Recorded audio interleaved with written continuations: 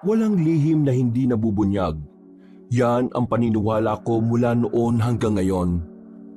Pinagpalang araw sa lahat ng mga kayanggaw at kabangers natin na nakikinig. Isang karanasan ng aking ibabahagi.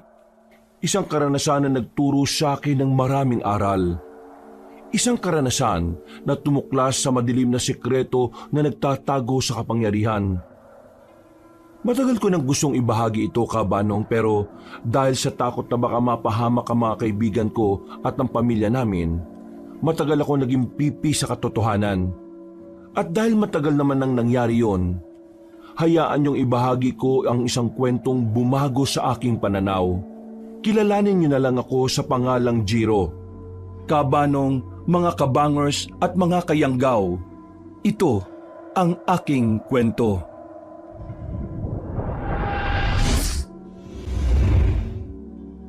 Bago nga pala magsimula ang ating kwento, sana'y mapindot nyo muna ang subscribe button at ang notification bell para lagi kayong nanonotify pag may bago tayong mga kwento.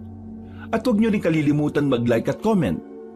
Napakalaking tulong po ito sa ating channel para mas makapagatid pa kami sa inyo ng mga magaganda at mga nakakapangilabot na mga kwento. At ngayon, sa ating pagpapatuloy. Pasensya na kayo. Nadamay pa kayo sa ginagawa kong katarantaduan sa Maynila. Wala na sana kayo dito eh.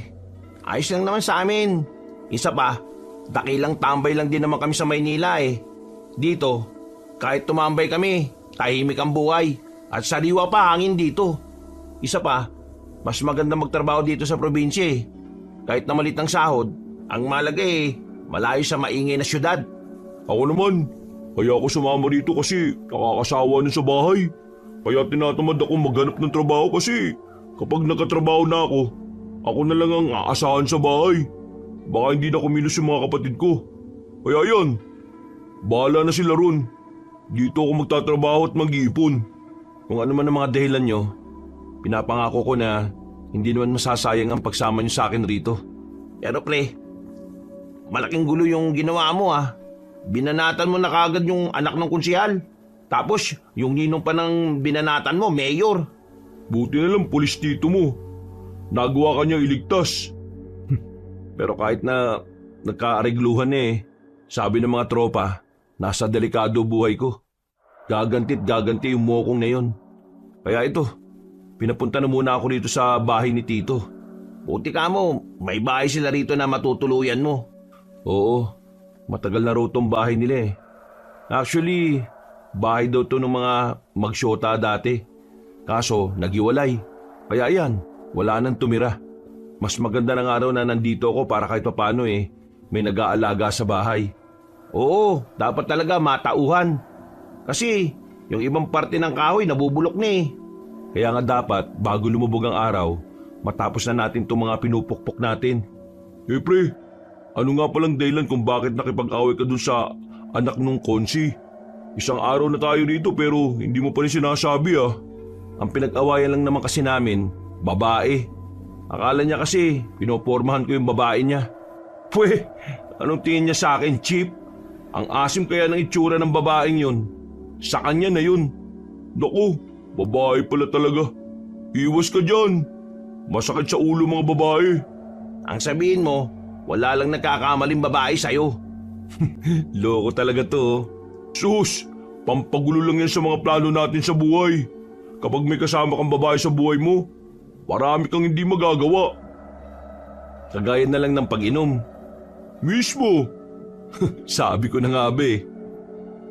Natigilan kami sa pag-uusap, Kabanong, nang biglang may matandang babae na tumayo sa harapan ng bakuran. Sinisilip niya kami sa loob at parang minumukaan. Sa tingin pa lang niya sa amin ay alam ko na may pagdududa siya. Kaya naman nilapitan ko na siya kaagad. Magandang tanghali po. Ano pong kailangan nyo? Sino kayo? At bakit kayo nandyan sa loob? Pamangkin po ako ni Toti. Yung dalawa naman mga kaibigan ko. Pamangkin ka ni Toti? Opo. Bakit po? May problema po ba? Nung nandito pa sila ni Mirasol, wala namang nababanggit sa amin na may pamangkin siya. Si Mirasol. Wala na sila Hiwalay na po sila. Siguro kaya hindi nababanggit kasi hindi naman po palakwento si Tito Toti. Kung hindi po kayo naniniwala sa akin, ito po yung picture naming dalawa. Agad kong kinuha ang pitaka ko at nilabas ang larawan namin ng tiyuhin ko. Tiningnan niya naman yon, pero parang hindi pa rin siya kumbinsido. Binalik niya ang larawan at saka tumingin sa akin. Wala po kayong dapat ikabahala. Mabubuting tao po ang bagong tira sa barangay na ito. Mukha pa lang hindi na mapagkakatiwalaan. May sinasabi po kayo? Hindi na nagsalita ang matandang babae. Tuloy-tuloy na siyang naglakad paalis, dala-dala ang daspan at walis. Napapailing na lang ako. Pakiramdam ko, pinaghihinalaan niya kami na masama. Kahit na wala namang kaming ginagawang masama, ay kinabahan pa rin ako. Mukha kasing tsismosa ang matandang yon. At ang tsismis, iba kapag naglaro. Oh, sino yun? Hindi ko rin kilala pero nagtataka kung sino raw ba tayo. Sabi ko, pamangkin ako ng tiyuhin ko. Mukhang hindi naman naniwala kailangan pa ba nating magpakilala sa mga taga rito? Siguro bukas, lumabas tayo. Subukan nating ipaalam sa kanila na tayo ang bago nakatira dito at totoong pamangkin ako ni Tio Toti. Itinuloy na lang namin ang ginagawa namin. Hindi na namin masyadong inintindi ang matandang babae. Matapos ang mga pinupukpok namin, ay ikinabit na rin namin yon sa iba pang parte ng bahay. May mga parte kasi talagang kailangan ng tapalan. Maayos pa naman ang bahay pero hindi lang talaga kami komportable kapag meron kaming nakikitang marupok na. Mabilis na lumipas sa mga sandali. Sumapit na rin ang kinagabihan. Nasa bakuran lang ako noon habang binabantayan ng mga niluluto namin. Maya-maya pa, napansin kong merong pabalik-balik na mga tao sa labas. Tingin sila ng tingin sa amin. Hindi na ako komportable kaya tinawag ko na muna si Derek. Bantay mo na muna saglit tong niluluto ko. Bakit? Saan ka pupunta? Kakausapin ko lang yung mga kanina pa tingin ng tingin dito. Ha? Sigurado ka ba? Baka naman mapano ka dyan. Hindi naman ako makikipag-away Pagsasabihan ko lang sila. Lumabas ako ng bakuran namin kabanong at nang makita nila akong lalapit na sa kanila ay agad-agad naman silang nagsipulasan. Sinubukan ko silang sundan pero nagsipasukan na sa mga bahay nila. Napapailing na lang ako. Akala ko kapag nasa probinsya na kami ay wala ng tsismosa. Pero parang kahit saan ako magpunta ay may tsismosa talagang nabubuhay. Pambihira naman talaga mga tao to. Kapag gustong kausapin, aalis. Malayo-layo na ako sa amin nung oras na yon. Sa halip na bumalik na, biglang nagkaroon ako ng ideya na maglibot-libot sa barangay. 7:00 pa lang naman noon ng mga sandaling yon. Habang naglalakad ako, napapansin kong nakatingin sa akin ng mga nadaraanan kong tao. Para bang gusto nila akong kausapin pero nag-aalangan sila. Hindi ko na lang sila pinapansin noon. Sa kakalakad ko, hindi ko na namalayan na napunta na pala ako sa walang gaanong tao. Wala rin kabahayan doon. Parte yun ng barangay na parang hindi gaanong natatambayan ng mga residente. Ang tanging makikita lang doon ay mga bahay na parang hindi na natuloy tapusin. Sa madaling sabi, abandonado. Muntikan na akong atakin sa puso nang biglang lumabas ang isang pusa mula sa likuran ng poste. Dumadaing sa sakit ng pusa. Hindi ko alam kung bakit. Nang tangkain ko siyang hawakan, bigla na siyang tumakbo. Paggewang-gewang. Napansin ko na lang na merong dugo sa sahig at ang dugo na yon ay nanggaling sa pusa. Mula sa pinagtaguan nito. Hindi ko na lang yung pinansin. Nakaramdam rin ako ng pagkailang sa kung saan man akong lugar. Nagmamadali na lang akong makaalis at bumalik sa amin. Kinabukasan, "Uy, gising, Derek, mamamalengke tayo." Kayo na lang muna. Antok pa ako Hindi pwede, dapat kasama ka. Mabigat ba yung bibilhin? Kaya nyo na yan. Puwet na naman kasi ang kagabi. Ano na naman ba pinagkaabalhan nito? Bold! Bold talaga? Ewan ko dyan. Yun naman hilig niyan O sige, tara na nga. Tayo na lang muna. Pumunta kami ng palengke. Marami-rami ang tao roon. Siksikan, maingay rin. Parang kagaya lang din sa Maynila. Sa aming pamimili, hindi sinasadya na meron kaming nasaging babae. Maganda siya. Malaalis diksyon ng mukha niya. May katangkaran din. Hindi agad kami nakapagsalita. Natulala kami sa kagandahan niya. Natauhan lang kami nang tinatapik na kami ng babae sa balikat. Pasensya na talaga. Hindi ko kayo napansin eh. Papalitan ko na lang yung mga kamatis na natapon. Ha? Hindi, ayos lang. 2 kamatis lang naman yun eh. Kahit matapon tong lahat ng kamatis, basta ikaw ang dahilan. Ayos lang. Ha? Hindi, huwag mo siyang pansinin. Hindi kasi naturukan yan eh. Jiro nga pala. Badet ang pangalan ko. Hello sa'yo, Jiro. Bago ka lang ba dito? Oo eh. Kami yung nakatira doon sa bahay ni Toti. Pamangkin kasi niya ako. Kayo yung sinasabi ni Mama na bago nakatira doon. Mama? Mama mo yung nakausap kong matanda kahapon? Oo, Mama ko yun. Bakit? Meron ba siyang sinabi sa inyo na hindi maganda? Wala naman. Wala siyang sinabi. Pasensya na ulit ha. Hindi ko sinasadya. Magsasalita pa sana ako, pero biglang dumating ang matandang babae, ang kanyang ina. Masama ang tingin niya sa amin, na parabang meron kaming ginawang kasalanan sa kanya. Napangiti na lang ako sa kanya, pero sa halip ng ngiti rin ng matanggap mong pabalik, sinungitan niya pa kami. Pinapormahan niya ba yung anak ka? Hindi kayo uubra mga Manilenya. Luma ng style niya. Naku, hindi po. Nakausap lang naman po kami kasi... Hindi pa rin ako naniniwalang pamangking ka ni Toti. Ang layo. Gwapo si Toti. Gwapo rin naman po ako ah. Gwapo ka sabi ng mama mo.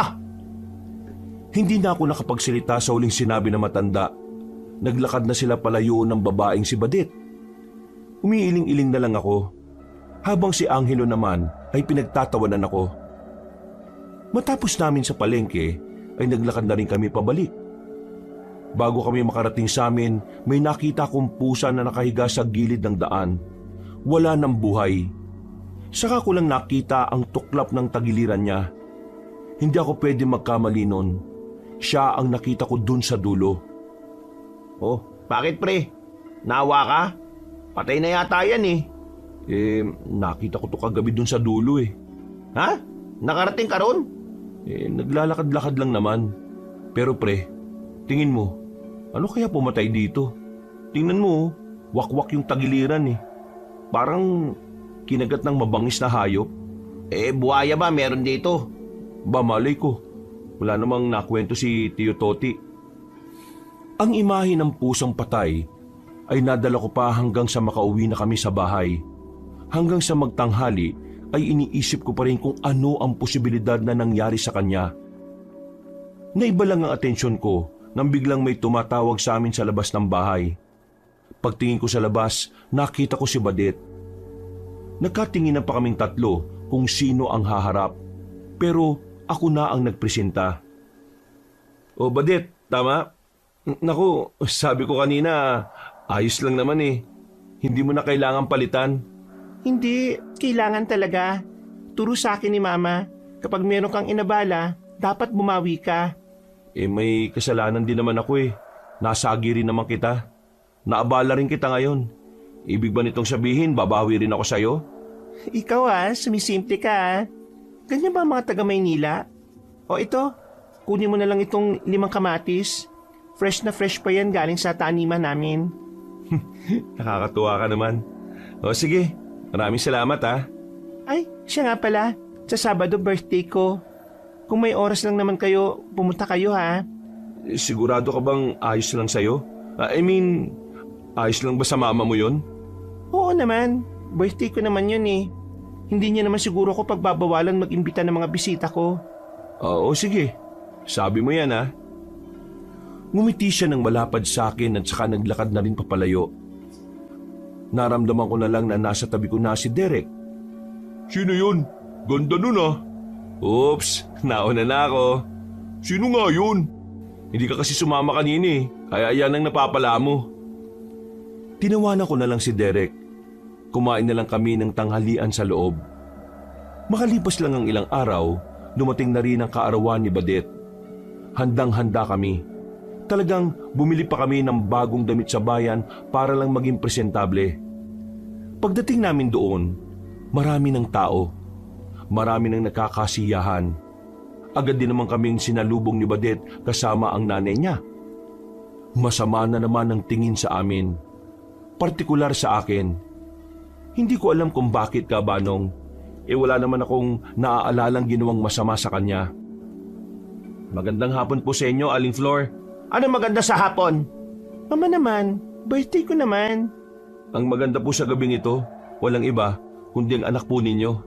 Ayusin niyo lang talaga ha! Inirapan pa kami ni Aling Flor, pero hindi ko na lang yung pinansin. Malaki ang bakuran nila Badet. Dinala niya kami sa gilid kung saan komportable kami. Sa mga nakalipas na oras, nagsasayawan na ang mga tao. May mga nagtatawanan. Talagang kakaiba ang mga okasyon sa probinsya kung ikukumpara sa Maynila. Bago sa pakiramdam. Dakong 9:00 ng gabi, magpapaalam na sana kami kay Badet. Lalapitan na sana namin siya pero isang pangyayari ang lumusaw sa kasiyahan ng mga tao. Isang lalaki ang dumating, natataranta. Ang pagkakarinig namin, pinsan niyo ni Badet. Masamang balita ang daladala niya. Ang tatay daw ni Badet na sandaling umalis para bumili ng alak, natagpo ang wala ng buhay. Duguan, maraming kalmot. Maraming malalaking hiwa sa kung saan saang parte ng katawan. Hindi pwede yun! Pare, ano nangyayari? Mukhang may nangyari masama sa tatay niya. Saan daw? Sa bandang ilog, malapit sa barangay daw. Kagaya ng ibang tao, nagmamadali rin naming pinuntahan ang kinaroroonan ni Mang Fidel, ang ama ni Badet. Nang makarating kami roon, may mangilang-ilang tao na ang inabutan namin. Hindi na kami gaanong lumapit, pero kitang-kita namin ang kalunos-lunos na sinapit ng matandang lalaki. Ilang sandali lang, dumating na rin ang kapitan ng barangay. Pinatabi niya ang mga nakaharang na parabang siya ang siga sa daan. Huwag ka mag-alala, Badet. Pinapangako ko sa inyo, Mangina. Ipapahanap ko ang gumawa nito. Napakawalang puso ng gumawa nito. Mabuting tao ang asawa ko. Mabuti siyang asawa, tama. Bakit ito ginawa sa kanya, Kapitan? Bakit? Naiintindihan ko ang nararamdaman ninyo. Pero sa ngayon, kailangan niyong kumalma dahil baka kayo naman ang mapahamak. Kumalma? Paano ko kakalma kung nandyan ang asawa ko habang naliligo sa sariling dugo? Ano bang klaseng barangay ito? Pangatlo na yung nangyari dito, Kapitan. Wala pa rin kayong nahuhuli. Ginagawa namin ang makakaya namin. Kaya sana, maintindihan nyo na hindi ganon kadaling maghanap ng kriminal. Pangatlo na pala. Diyos ko, may serial killer ba rito? Nakakatakot naman pala rito, pre. Hindi nagtagal, pinaalis na rin ang mga tao. Ang masayang kaarawan ni Badet ay napalitan ng karumal-dumal na pangyayari. Maging kami ay natulala na lang nang makauwi na sa bahay. Sobrang naawa kami kay Badet at kay Manang Flor nung mga sandaling yon. Malaking palaisipan para sa lahat ang nangyari kay Mang Fidel. Wala naman daw kasing nakakaaway ang matandang yon sa barangay. Sa katunayan, isa siya sa pinakamabuting tao na makikita sa lugar namin.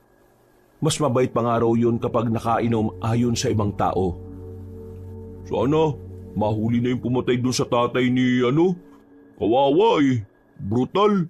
Napakasama ng gumawa nun. Parang hindi tao gumawa eh. Grabe. Pre, Jiro, ayos ka lang ba? Di ka nagsasalita dyan eh. Ha? Oo. Ayos lang naman ako. Naawa lang ako kay Badet. Isipin mo na lang na sa araw ng birthday niya nangyari yun. So tuwing kaarawan niya, maaalala niyang pinatay yung tatay niya. Nako, trauma talagang malala yun. Huminga na lang ako ng malalim. Napasandal na lang din sa upuan. Makalipas ang isang araw, ibinurol na rin ang katawan ni Mang Fidel. kasabay ng pagdadalamhati ng pamilya ay ang tsismis na kumakalat sa barangay.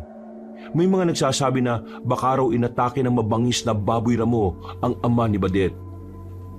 Hindi naman daw malabo mangyari yon dahil maraming baboy ramo na gumagala sa gubat. Pero may mga nagsasabi rin naman na merong may inggit kay Mang Fidel.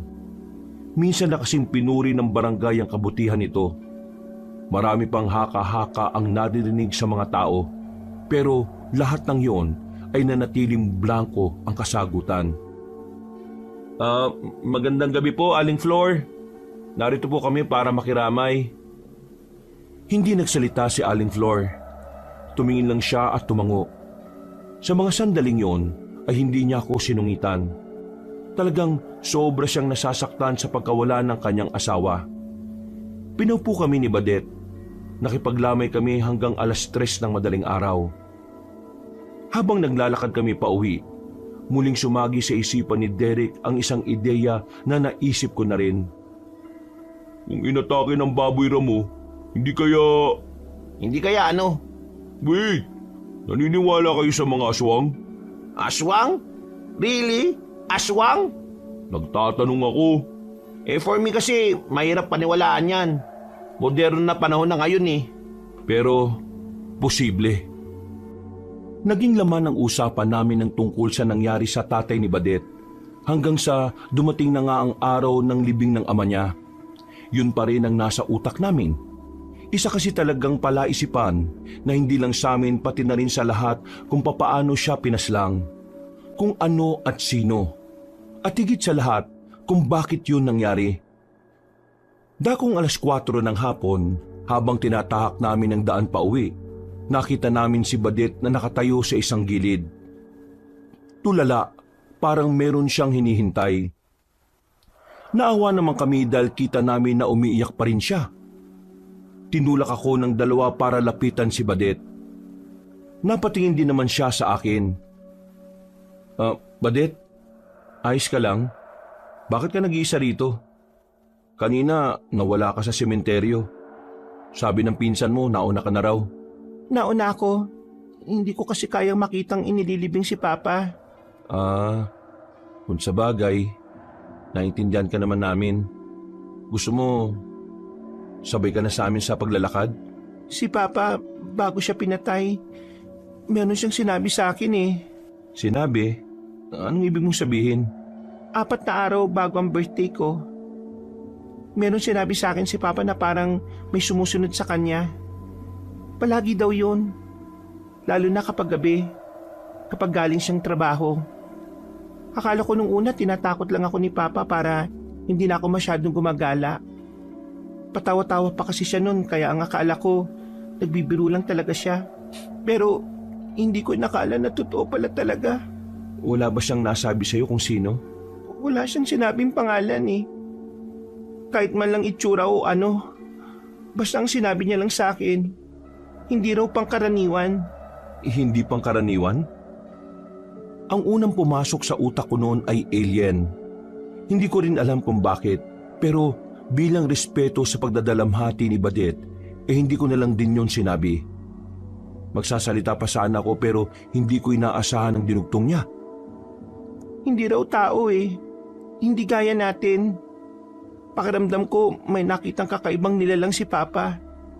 Pero hindi niya lang sinabi ng detalyado sa amin dahil siguro iniisip niya hindi kami maniniwala. Ngayon lang ba nangyari sa papa mo ito? I mean, kung nakakita siya ng sinasabi niyang kakaibang nilalang? Hindi. Pangatlong beses na ito. Madalas talaga siyang nakakakita ng mga kakaibang nilalang. Nung bata pa ako, kwento ni Papa sa akin, meron siyang nakitang tikbalang sa maisan. Tapos nung bago ko makapagtapos ng elementary, meron naman siyang nakitang duwende. Ngayon lang talaga, nagtataka ako kung bakit hindi niya sinabi sa akin. Ang sabi lang niya hindi raw tao, hindi pangkaraniwan. Napaisip ako sa sinabing yun ni Badet. Hanggang sa makabalik na kami sa bahay, gumugulo pa rin yun sa utak ko. Hindi rin ako nakakain na maayos. Hindi pangkaraniwan? Ano yun? Halimaw? Alimaw? Halimaw baka mamaya aswang nga. E di, naniniwala na rin kayo. Tinitingnan natin yung possibilities. Hindi naman sinabing naniwala ka agad. Pero pwede rin. Kasi tingnan nyo na lang the way siya pinatay. At kung magbabasa kayo ng mga article kung paano mambiktima ang mga aswang, kadalasan ganun ang ginagawa nila sa biktima. The same way kung paano pinatay yung papa ni Badit. Okay, let's say existing yung mga aswang. Ang tanong, paano nila mapapatunayan na aswang nga yun? Normal na kriminal nga, ang hirap hanapin. Aswang pa kaya na parang sa libro mo lang makikita. Ang pinakamaganda nating gawin, wag na lang tayo makialam. Kung totoong may nalaman ng tatay niya, delikado na malaman din natin yun. Mananahimik tayo. Ang gagawin lang natin samahan sa pagluluksa yung mag-ina. Dumadamoves ka lang Buang, namatayan na yung tao Hindi lang basta namatayan pinatay ang ama niya. At sa tingin mo may oras pa siya sa kalandian? Oo, kalma. Pinapagaan ko lang yung usapan. Kinabukasan, maaga kaming nagising. Sinamahan namin si Derek sa bayan para makapag-apply ng trabaho. Umuwi din naman kami kagad ni Angelo dahil wala naman kaming gagawin doon. Habang abala si Angelo sa paghahanda ng pananghalian namin, nakita namin ang kapitan namin na merong tinatalakan na lalaki. Napapailing na lang ako. Naaawa ko sa lalaki dahil parang minamalit siya ng kapitan. Ilang beses ka bang natulungan ng barangay tapos hingi ka na naman ng tulong? Yan kasi ang napapala mo sa pagkaanak ng marami. Mas inuna mo ba kasing pairali na kakatihan ng bayag mo kaysa mag-isip na maganda para sa kinabukasan din niya? Tingnan mo ang nangyari. Wala kayong makain. Abay, tigil-tigilan mo nga ako. Tina, kasi wala na akong may papahiram na pera sa iyo. Maya ka naman, hampas lupa ka. Umalis ang lalaki nang nakayuko. Nakaramdam ito ng hiya lalo na nang malaman na nakatingin kami ni Angelo. Napatingin din naman sa amin ang kapitan. Masama ang tingin niya sa amin kaya agad kaming napaiwas. Pero namalayan na lang namin na nasa harapan na pala siya ng bakuran. Kayong dalawa, bago lang ba kayo rito? Magandang araw po, kapitan. Opo, bago lang po. Ilang araw pa lang po kami rito. Pamangkin po ako ni Toti. Kami po yung tumatao ngayon dito sa bahay. Iwas-iwasan ninyong pagiging chismoso dahil nakakamatay yan. Nagulat ako sa sinabi niya. Ni wala man lang preno ang bibig. Pagkatapos niyang magsalita, naglakad na rin siya kagad paalis. Nakatinginan na lang kami ni Angelo at nagkibit balikat. Masama pala ugali ng kapitan dito. Uy, hinaan mo lang yung boses mo. Baka mamaya may makarinig magsumbong pa. Totoo naman Kasi kung matino yung pag-ugali niya, hindi niya dapat ginaganon yung lalaki. Sabihin na natin umaabuso na yung lalaki pero may maayos at marespeto namang paraan para sabihin yun, di ba? Hayaan mo na. Kagaya nga na sinabi ng kapitan, iwasan natin na maging chismoso. Ano, malapit na bang maluto yan? Nagugutom na ako Konti na lang. Nalibang kami nung tanghaliang yon dahil sa mga binili naming mga gamit at pang-imbak na pagkain. Kahit na papaano, nakalimot kami sa mga haka-hakang kumakalat sa barangay. Pagsapit ng hapon naisipan ko nang puntahan si Badet. Pero wala siya sa kanila kaya naisipan ko na lang munang maglakad-lakad. Napasarap ako sa paglalakad kaya hindi ko na namalayan na nakarating na naman ako sa bandang dulo. Napagtanto ko lang yon dahil pamilyar sa akin ang mga nadaraanan ko. Babalik na sana ako pero bigla kong nakakita ng pusang puti na duguan. Nakahandusay sa gilid. At nang lapitan ko siya ay parang wala na siyang buhay. Niligid ko ang katawan niya sa kabilang parte. At sa pagkakataong yon, dito ko na napagtanto na natapyas na pala ang kanyang katawan. Anak ng kawawa naman to. Sino lang yung gumawa nito? Hindi lang yon ang unang pusa na nakita kong duguan. Kaya hindi ko na talaga maiwasang hindi mag-isip ng kung ano-ano. Habang pinagmamasdan ko ang wala ng buhay na pusa, napansin ko yung direksyon ng dugo na papunta sa likuran ng mga nakatambak na gulong. Sinundan ko ang dugo at napapalayo na ako sa pinanggalingan ko. Sa isip-isip ko, talagang sinisikap ng pusa na mabuhay dahil medyo malayo-layo na ang kinaya niyang lakarin kahit sugatan siya. Teka, wala na? Wala na yung dugo? Ibig sabihin sa parting to siya inatake? Bigla na lang ako may narinig na kaluskos. Kinabahan na ako noon kaya nagmamadali na akong umalis. Kahit na hindi ko sabihin, hindi ko may kakailan na kinabahan din ako nung mga oras na yon, Kaabanong. Nakauwi naman ako sa bahay ng ligtas, pero isang ideya na naman ang pumasok sa utak ko. Ideya na parang hinihila akong tuklasin. Pakiramdam ko kasi may kakaibang umatake sa pusa at pakiramdam ko may koneksyon ito sa nangyari sa tatay ni Badet. Hindi nagtagal ay sumapit na rin ang kinagabihan. Nagpaalam na muna ako sa kanilang dalawa. Lima ko nagdala ng flashlight. Kahit pa ang paalam ko sa kanila ay bibili lang ng maiinom. Mabilis ang ginawa kong paglalakad, pero hindi ko inaasahan na makakasalubong ko si Badet sa lugar kung saan ko nakita ang namatay na pusa. Nagkatinginan kami ng ilang segundo at parehong nagtaka. Chiro, anong ginagawa mo dito? Ikaw, anong ginagawa mo rito? Ikaw muna. Ako unang nagtanong eh. May gusto lang akong malaman. Tungkol saan? Tungkol sa nangyari sa dalawang pusa. Nung nakaraan, nakakita ko ng pusa rito na duguan. Tapos ngayon, yung pusa rin naman doon sa kabilang banda, duguan din. Namatay na nga eh. Sandali. Alam mo rin pala yun? Alam ang alin? Yung tungkol sa pusa. Alam mo rin yon? Yung bang dahilan kung bakit ka nandito? Oo, yun nga. Kasi nung nakaraan ko pa napapansin na parang namamatay yung mga pusa dito sa atin. Mga pusa? Ibig sabihin hindi lang dalawa? Bago pa kayo dumating dito, nangyayari na yan.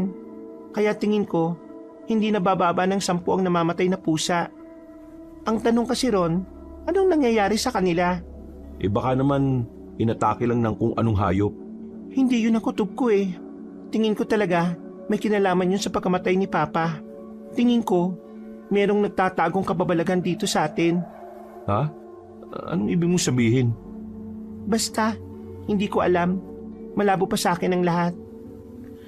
Natigilan kami sa pag-uusap nang biglang marinig namin ang ngiyaw ng pusa na parabang nasaktan siya o kung anong nangyari. Kahit na alam naming delikado, agad naming hinanap kung saan ang pusa. Dala ang flashlight, natutukan ko ng ilaw ang gilid ng puno. Nakita namin ang pusa doon na naghihingalo na.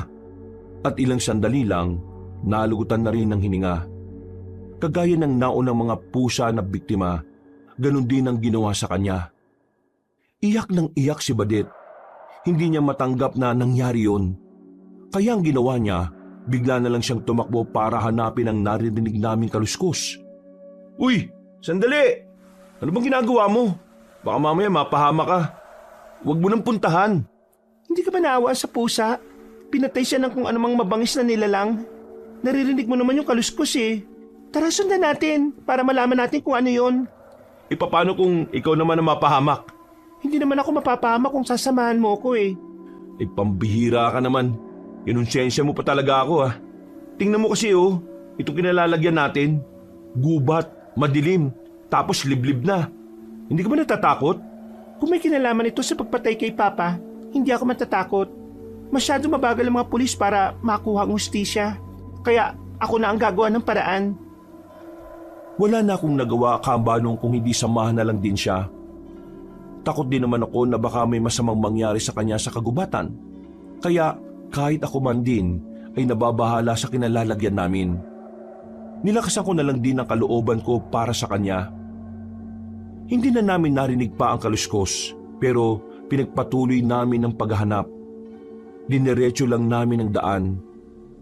Malayo na rin kami sa amin noon. Meron na kaming natanaw na parang malaking imbornal na wala ng tubig. Parang abandonadong dike na naging tunnel na lang. Ang pinagtataka namin, bakit merong ganun sa gitna ng gubat at meron pang 2 malaking lampara sa gilid. Indikasyon lang na meron talagang nagpupunta ron. Ano kaya yan? May daan kaya dyan papasok sa loob? Huwag mo sabihin papasok tayo dyan. Diyos ko ka, kakalad ka rin na talaga kita paalis. Parang gusto ko nga eh. Pakiramdam ko nandyan sa loob yung dapat nating malaman. Ay naku, magtigil ka nga, Badit. Delikado. Wala tayong ideya kung anong naghihintay sa atin dyan. Nawala na nga ang papa mo tapos baka ikaw pa. Paano na lang ang mama mo? Abay maawa ka naman sa kanya. Sa sinabi kong yun ay sakalang natauhan si Badit. Tumigil siya sa kagustuhan niyang pasukin ang tunnel na yon. Sandali pa kaming nagmasid-masid doon pero wala na kaming nakitang kung ano. Kaya bago pa man may makakita sa amin doon ay nagmamadali na rin kaming umalis. Kinabukasan, tinanghali na ako ng gising. Tirik na ang araw sa labas. Napuyat kasi ako kakaisip tungkol sa nakita naming tunnel. Ako man din ay gustong pumasok doon para malaman kung ano man ang tinatago ng lugar na yon. Pero naisip ko na baka yun ang ikapahamak ko. Nagagawa kong pigilan ang sarili ko. Uy, ulala ka na naman. Ano na naman bang pinagpuyatan mo? Katext mo ba yung si Badit kagabi? Baka ka ako nanood na rin ng Bold. Mga asiraulo. Eh ano nga? Kasama ko si Badit sa gubat kagabi.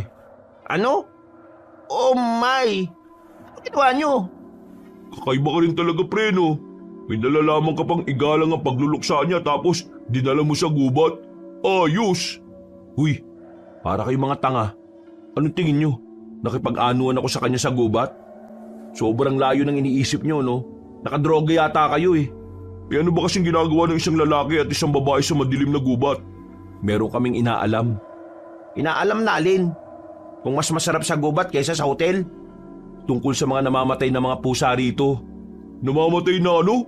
Pusa? Nakwento ko sa inyo last time, di ba? Kahapon, nakakita ko ulit. Pusang duguan. Tapyas kabilang katawan. Na-curious ako kasi pangalawang beses na yun eh. Kaya sinundan ko yung dugo kung saan papunta. Dinala ako sa gubat. Tapos kagabi, lumabas ako para sana tingnan kung may mabibiktima na naman pusa. Pero nakasalubong ko si Badit. Galing din siya sa gubat. Pareho kami ng pakay. Sabi niya sa akin, bago pa tayo dumating dito marami ng pusa ang pinapatay. At habang nag-uusap kami, nakarinig kami ng kaluskos. Malakas na kaluskos tapos parang tumakbo palayo. Sinundan namin yun. Hanggang sa meron kaming nadiskubre. Anong nadiskubre nyo? Isang hotel sa gitna ng gubat? Uy, maayos ka nga. Seryoso na yung tao, oh. Ay, sorry naman. Isang tunnel. Parang malaking imbornal na natuyo. Pero mukha siyang tunnel dahil may pasukan sa loob eh. Hindi lang namin diniretso dahil natatakot ako na baka mapahamak si Badit. Baka mamaya kapama ka nang idulot niya sa'yo, pre. Bakit naman kasi inalam niyo pa yun? Naghinala kasi si Badit na yung nangyari sa papa niya, may koneksyon sa nangyayari sa mga pinapatay na pusa. Tungkol na naman ba to sa hinalaan yung aswang? Pre, saan yung tunnel na yan? Bakit? Gusto mong malaman kung ano yung naroon? Nasasabi lang sa amin ni Kapitan wag na wag magiging chismosa. Kasi ikakapamak daw natin yan, di ba? Paano kung nandun nga yung sagot ng pagkamatay ng papa niya? Wala ba tayong gagawin? Paano kung si Badit lang yung lumakad mag-isa? Di ba mas delikado yun? Yan nga ang iniisip ko eh. Baka mamaya nagpunta siya rin mag-isa. Mas delikado. What if puntaan natin ulit para naman matahimik na rin si Badit? Para naman mapatunayan niya sa sarili niyang walang kinalaman yun sa kamatayan ng tatay niya. Nagkatinginan na lang kaming tatlo. Pagkatapos ay sabay-sabay na rin kaming kumain. Pagdating naman ng hapon, pinuntahan na namin si Badit. Pero si Aling Flor lang ang inabutan namin doon. Alam niyo, nagluluksa pa rin kami ngayon. Kaya sana, huwag niyong unahin ang pagiging makatinin niya. Pinopormahan niyo pa ang anak ko kahit alam niyo namang masama ang loob niya sa pagkawala ng papa niya. Naku, hindi naman po. Ibang bagay pong pinunta namin. Hindi po kami naporma kay Badit. Isa pa po, hindi naman namin siya type. At wow, parang lugi pa kayo sa anak ko Kung wala po si Badit, aalis na lang po kami. Umalis na kayo, kasi nababalas ako sa mukha ninyo. Sa halip na maging malungkot ako napapalitan ng galit Nagmamadali na kaming lumabas sa bakuran nila. Inintindi na lang namin si Aling Flor at hindi na pinatulan pa. Naisip kong puntahan na lang agad ang tunnel dahil malakas ang kutob ko na nauna na ron si Badet. Habang naglalakad kami sa kagubatan, meron na naman kaming nakitang patay na pusa. Hindi lang 2, kundi 3. Parehong naagnas na rin ang mga yon. Masakit na rin sa ilong ang amoy. Malayo pa ba? Puro ka reklamo. Dapat hindi ka na sumama eh. Anong reklamo doon eh? Nagtatanong lang naman ako. Oh, wag na kayong mag-ingay. Malapit-lapit na tayo. Hindi pwedeng may makarinig sa atin dito dahil baka yun ang ikapahamak natin. Nanahimik naman silang 2, Kabanong. Mas binilisan na lang namin ang paglalakad hanggang sa makarating na kami sa tunnel. Mula sa kinalalagyan namin ay ilang metro na lang ang layo nun. Nasa tapat din kami kaya kita namin yung loob. Para siyang tunnel na dinaraanan ng mga Hapon nung panahon ng gera. Pero mas malaki lang yung nakita namin. Yan yung sinasabi ko sa inyo. Oo nga, tunnel talaga. Tara, pasukin natin. At kapag may nakasalubong tayo, Hindi sabihin natin naliligaw lang tayo. buang, hindi pwede. Tingin mo maniniwala sila? Tingnan nyo oh, may tao. Nanahimik kaming 3 nang makitang may mga taong pumasok sa tunnel. Obserbasyon namin, para silang mga trabahador. Baka naman kasi minahan yan. Tingnan nyo oh, para mga minero yung mga yun. Hindi yan minahan. Malakas ang kutob ko na merong kakaiba dyan. At saka kung minahan yan, nasan yung mga gamit nila? Ang dami naming tanong nung mga sandaling yon, Kabanong. Pero ang mga tanong na yon ay masasagot lamang kapag pumasok kami doon. Maya-maya, nagawa na rin akong kumbinsin ng 2 kong kasama. At dahil inakala kong naroon sa loob si Badet, ay pumahayag na rin ako. Kumuha na muna kami ng tiyempo. Nang makalapit na kami, ay agad na rin naman kaming pumasok. Maliwanag sa loob. Maraming mga sulo na nakasiksik sa mga bato na nagsisilbing ilaw. Medyo nakakatakot nga rito. Parang ganito yung sa pelikula eh. Yung mamamatay yung 3 lalaki kasi sila yung walang kwentang karakter na dapat mawala kaagad sa kwento. Huy, huwag kang magsalita ng ganyan. Baka mamaya mangyari yan eh. Sa aming pagpapatuloy, meron na rin kaming nakitang malaking pinto. 2 pintong magkadikit. Parang mga pinto ng mga convenience store pero bakal. Nang itulak namin yon ng bahagya, merong bumungad sa amin sa loob. Isang malawak na silid. Pumasok kami roon. Pero agad kaming napatago sa ilalim ng malaking lamesa nang may dumating. Nag-uusap-usap sila na hindi naman namin maintindihan. Parang ibang lengguwahe. Basta, mga taga-ibang bansa sila. Halos 10 minuto kaming nakatago roon. Nang mawala na sila, ay naisipan na lang namin na umalis. Dali-dali kaming lumabas. Nakahinga kami ng maayos nang wala namang nakakita sa amin. Putik, ano kayo mga nandun sa loob ng malaking kwarto na yun? Nakakapagduda ah. Kung ano man yon, hindi to ang tamang panahon para malaman natin. Nararamdaman kong mapapahamak tayo kanina eh, dahil maraming tao doon. Buti na lang umalis kaagad tayo. Balikan natin ulit kapag wala ng tao. Gusto ko talaga malaman kung anong naroon eh. Wag ngayon, kukuha lang tayo ng tiyempo. Ang problema natin, nasaan si Badet? Yun ang tanong. Speaking of Badet, ano bang apelyido niya? Rosales yata eh. Bakit? Pinakita sa amin ni Angelo ang isang lumang pitaka na napulot niya sa ilalim ng malaking lamesa na pinagtataguan namin. May mga ID sa loob, pero karamihan sa mukha na naroon ay hindi na makilala dahil luma na. Ang malinaw na lang na naroon ay ang pangalan. Paano kung itong wallet at mga ID, pagmamayari ng tatay ni Badet? Kung ganun nga, ibig sabihin, yung mismong pinagtaguan natin, noon din siguro mismo nagtago si Mang Fidel. Pero hindi naman Fidel ang pangalan na nakalagay dyan eh. Tsaka baka hindi yan sa tatay niya. Eh malay mo naman, second name niya yung Fidel. Kaya nga kailangan nating mahanap si Badet ngayon para itanong natin sa kanya kung pagmamayari nga talaga ito ng tatay niya. What if kay Aling Flor na lang? Wag, baka mamaya isipin pa niyang may kinalaman tayo sa nangyari sa asawa niya dahil nasa atin ito. Kahit hindi pa kami nakaka-recover sa mga nalaman namin, wala na kaming sinayang na oras. Nilibot namin ang buong barangay para hanapin si Badet. Nagtanong-tanong na rin kami pero walang nakakaalam. Inabot na rin kami ng gabi sa daan pero wala namang kaming napala. Sa aming paglalakad, nakita namin si Kapitan Tunying na sakay ng mamahaling sasakyan. Para siyang isang bigating tao na hindi basta pwedeng mahawakan. Ganda ng sasakyan nun ah. Angas eh. Kapitan lang pero nakabili ng ganun kamahal na sasakyan. Matik, kickback. Kurakot yata yun eh. Imposible makabili siya ng ganun kamahal na sasakyan. Yang lit lang naman ang sahod ng kapitan. Baka naman kasi mayaman talaga si Kapitan Tunying. Kung ano-ano naman ang iniisip niyo kaagad eh. Mukha naman siyang hindi mayaman eh. Wala sa itsura. Malakas ang inaala ko na baka may ginagawang katarantaduan niya kapitan na yun eh. Ang mabuti pa, ipagpatuloy na lang natin yung paghahanap kay Badet. Baka mamaya kung ano na nangyari doon. Pwede bang magpahinga na muna saglit? Masakit na pa ako eh, kakalakad. Hindi pa tayo kumakain. O sige, mauna ka na muna sa bahay. Kami ni Angelo, magpapatuloy. Sige, magluluto na rin ako. Nag-iba ng direksyon si Derek. Habang kaming dalawa naman ay nanatiling nakatayo sa gilid ng daan. Pinagpatuloy namin ang paghahanap kay Badet. Balak na nga sana naming sabihin sa barangay na nawawala siya, pero nakita namin siyang bumaba ng tricycle. Agad namin siyang nilapitan na parabang nabunutan kami ng tinik sa lalamunan. Badit! Nako, sa wakas! O bakit? Bakit parang hingal na hingal kayo? Kanina ka pa namin hinahanap eh. Saan ka ba galing? Inutusan ako ni Mama bumili ng kandila at pangluto rin para bukas. Bakit?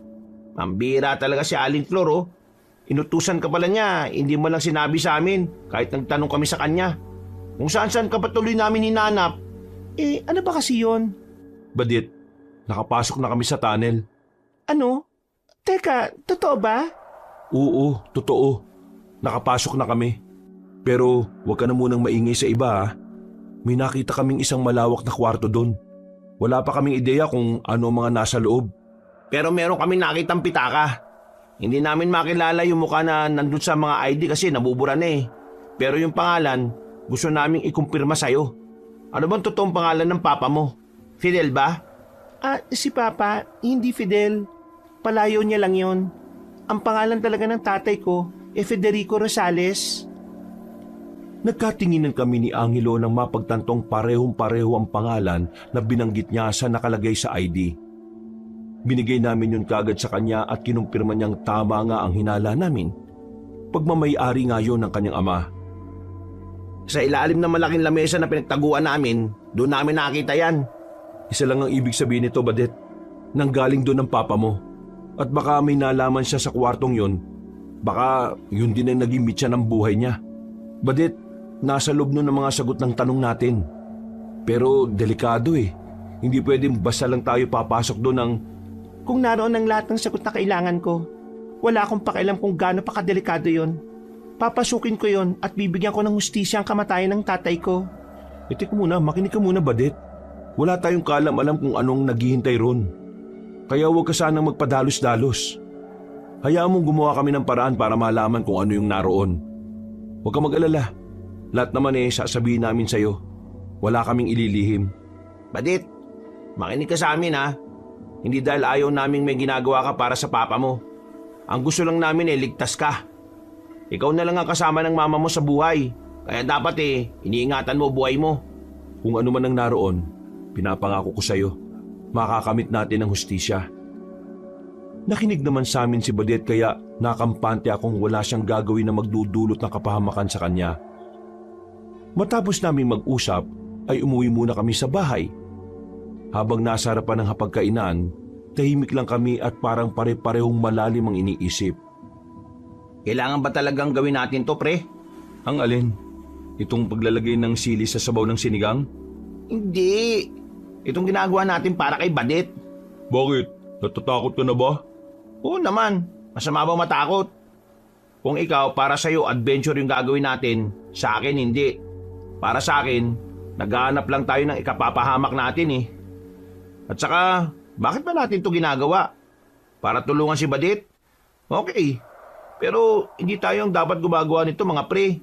Dapat mga polis. Hindi tayo pakikinggan ng mga polis. Alam mo naman sila kung gaano nila tinatanggihan ng ideya ng aswang, di ba? Pero hindi pwedeng ganito. Mga simpleng tao lang tayo eh. Papahamak tayo dun. Hindi ka ba naawa kay Badit? Pinatay na nga yung tatay niya nang walang kalaban-laban eh. Akala ko ba okay lang sa'yo? Ikaw pa nga nagsabi kay Badit kanina na huwag siyang gagawa ng kahit na anong kilos na padalos-dalos. Ito na nga ang isipin mo, Jiro. Nandito na tayo dahil meron kang iniiwasang gulo sa Maynila. Ang dapat na ginagawa natin dito ay nananahimik eh. Namumuhay ng payapa. Kasi kapayapaan nga ang pinunta natin dito. Tapos ganyan ang gagawin natin. Nasaan yung kapayapaan sa ganyan? O baka naman gusto mo kasi talaga si Badit, kaya nagpapalakas ka sa kanya. Bro, Jiro, walang halaga yung medal ng pagiging bayani mo kapag namatay ka. Pagpapasikat? Yun talagang tingin mo sa ginagawa ko? Pasikat lang ako? Ang daming paraan para magpasikat. Ang daming paraan para makuha si Badit kung talagang yun ang habol ko. Kilala niyo ako. Matinik ako sa babae. Babae nga dahilan kung bakit ako nandito, di ba? Pero hindi yun ang pakay ko kay Badit. Ang gusto ko, matulungan lang talaga siya kasi naawa ko sa pamilya niya sa sinapit ng ama niya.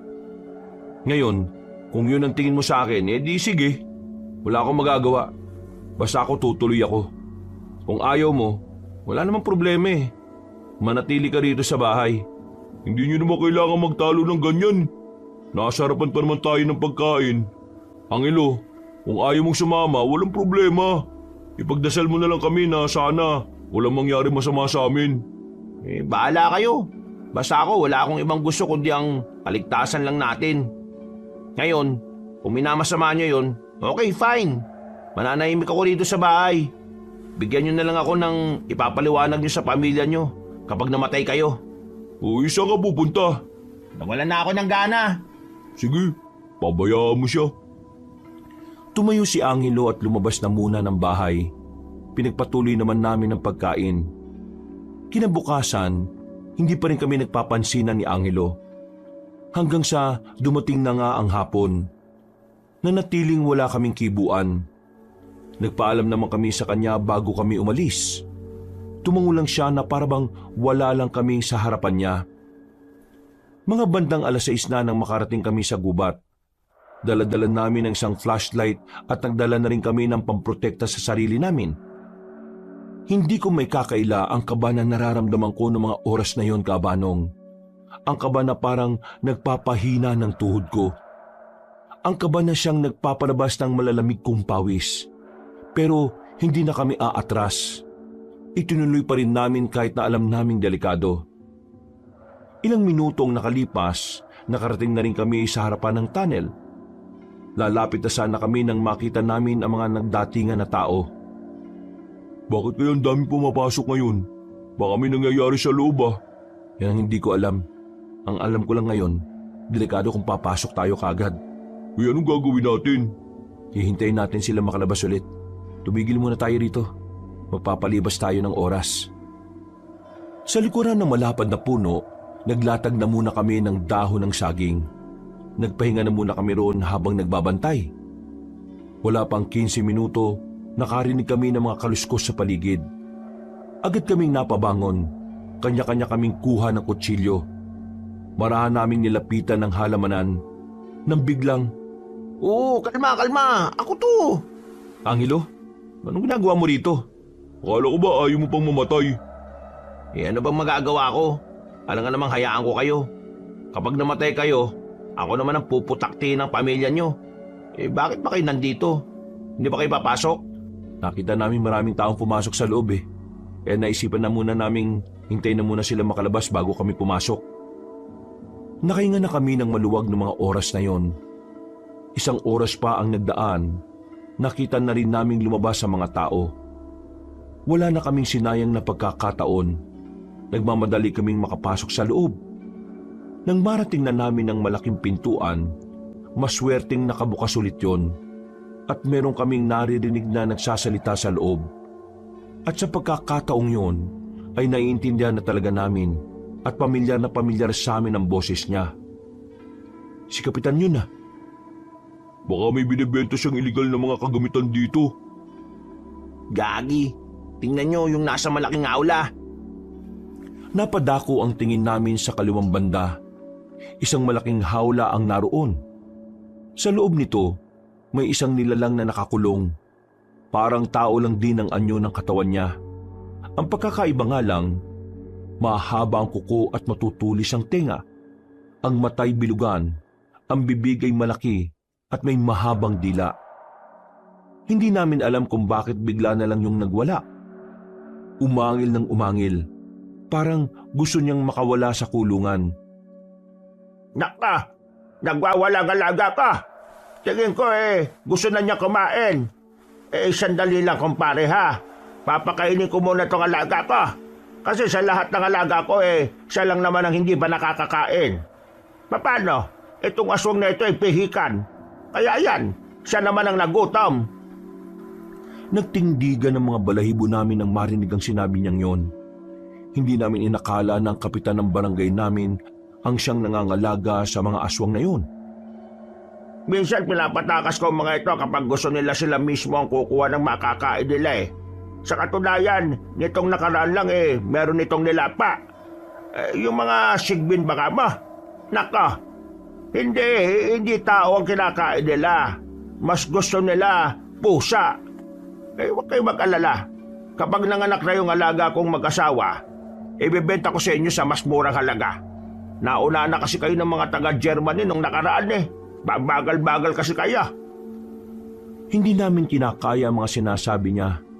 Naisipan na lang naming umalis noon. Ang kaso nga lang, habang gumagapang kami papalapit sa pintuan, bigla na lang tumama ang relo ni Derek sa bakal kaya nakalika kami ng tunog. Sabay-sabay na napalingon ng mga naroon sa kinalalagyan namin. At sa kasamaang palad, nakita nila kami. Kitang-kita kami ni Kapitan. Takbo! Wala na kaming magawa nun. Kailangan namin tumakbo para takasan ng mga nasa loob ng malaking silid na yon. Ano pa tinitingin-tingin niya? Habulin niya, mga inutal! Para kaming maubusan ng lupa sa bilis ng takbo namin, Kabanong. Niwala na nga kaming pakialam kung ano ang matatapakan namin. Manhid ang aming talampakan dahil sa takot at kaba na nararamdaman. Paglabas namin ng tunnel, buong akala namin ay titigil na ang mga humahabol. Pero mas lalo pa nila kaming sinundan. Nagkanda sabit-sabit na kami sa mga halaman. Ilang beses din kaming nadulas-dulas. Pero tuloy pa rin kami sa pagtakas. Sa bilis ng takbo namin, hindi na namin namamalayan kung nasaan na kami. Basta alam namin sobrang layo na namin sa aming pinanggalingan. Wala na yata sila. Pahinga na muna tayo. Masyado ka naman kampante. Mamaya na magpahinga. Tisi mo na muna, Derek. Kailangan natin makalayo. Namukan ba tayo ni Kapitan? Oo, namukaan niya tayo. At kapag bumalik tayo sa atin, mayayari tayo. Naku, wisit! Tumakbo na naman kami kahit na masakit na ang mga paa namin. Dumaan ang halos kalahating oras. Tuluyan na rin namin silang naiwan. Tumigil kami sa harapan ng punong santol. Naupo kami sa gilid at saka napabuntong hininga. Ay nako, wisit! Ano na naman ba? Nandito na nga tayo. Nagpapahinga na. Diyos ko naman ba't dyan ka umupo? Tain ng kalabaw yan Hindi ko nakita Nakakaurat naman Ayos! Jackpot! Manahimik ka dyan. Di ako natutuwa Bakit ka sa akin magagalit? Kasalanan mo naman yan Manap na lang muna tayo ng ilog. Ugasan mo yung ebak na inupuan mo. Isa ka pa. Tatawa-tawa ka pa dyan. Sa halip na makapagpahinga kami, naglakad-lakad na lang muna kami para maghanap ng mapaghuhugasan ni Derek. Maya-maya pa'y nakakita na rin kami ng ilog. Nakapaghugas na rin si Derek, pero kinailangan na lang din niyang maligo kahit na malamig. Palis na sana kami noon nang may marinig kaming malakas na angil. Dumaloy ang takot sa sistema namin. Pare-pareho kaming kinilabutan ng marinig yun. Ang unang pumasok sa isipan namin, aswang. Baka pinakawalan ni Kapitan yung alaga niya para lapain tayo. Hindi yun malabo, kaya tara na.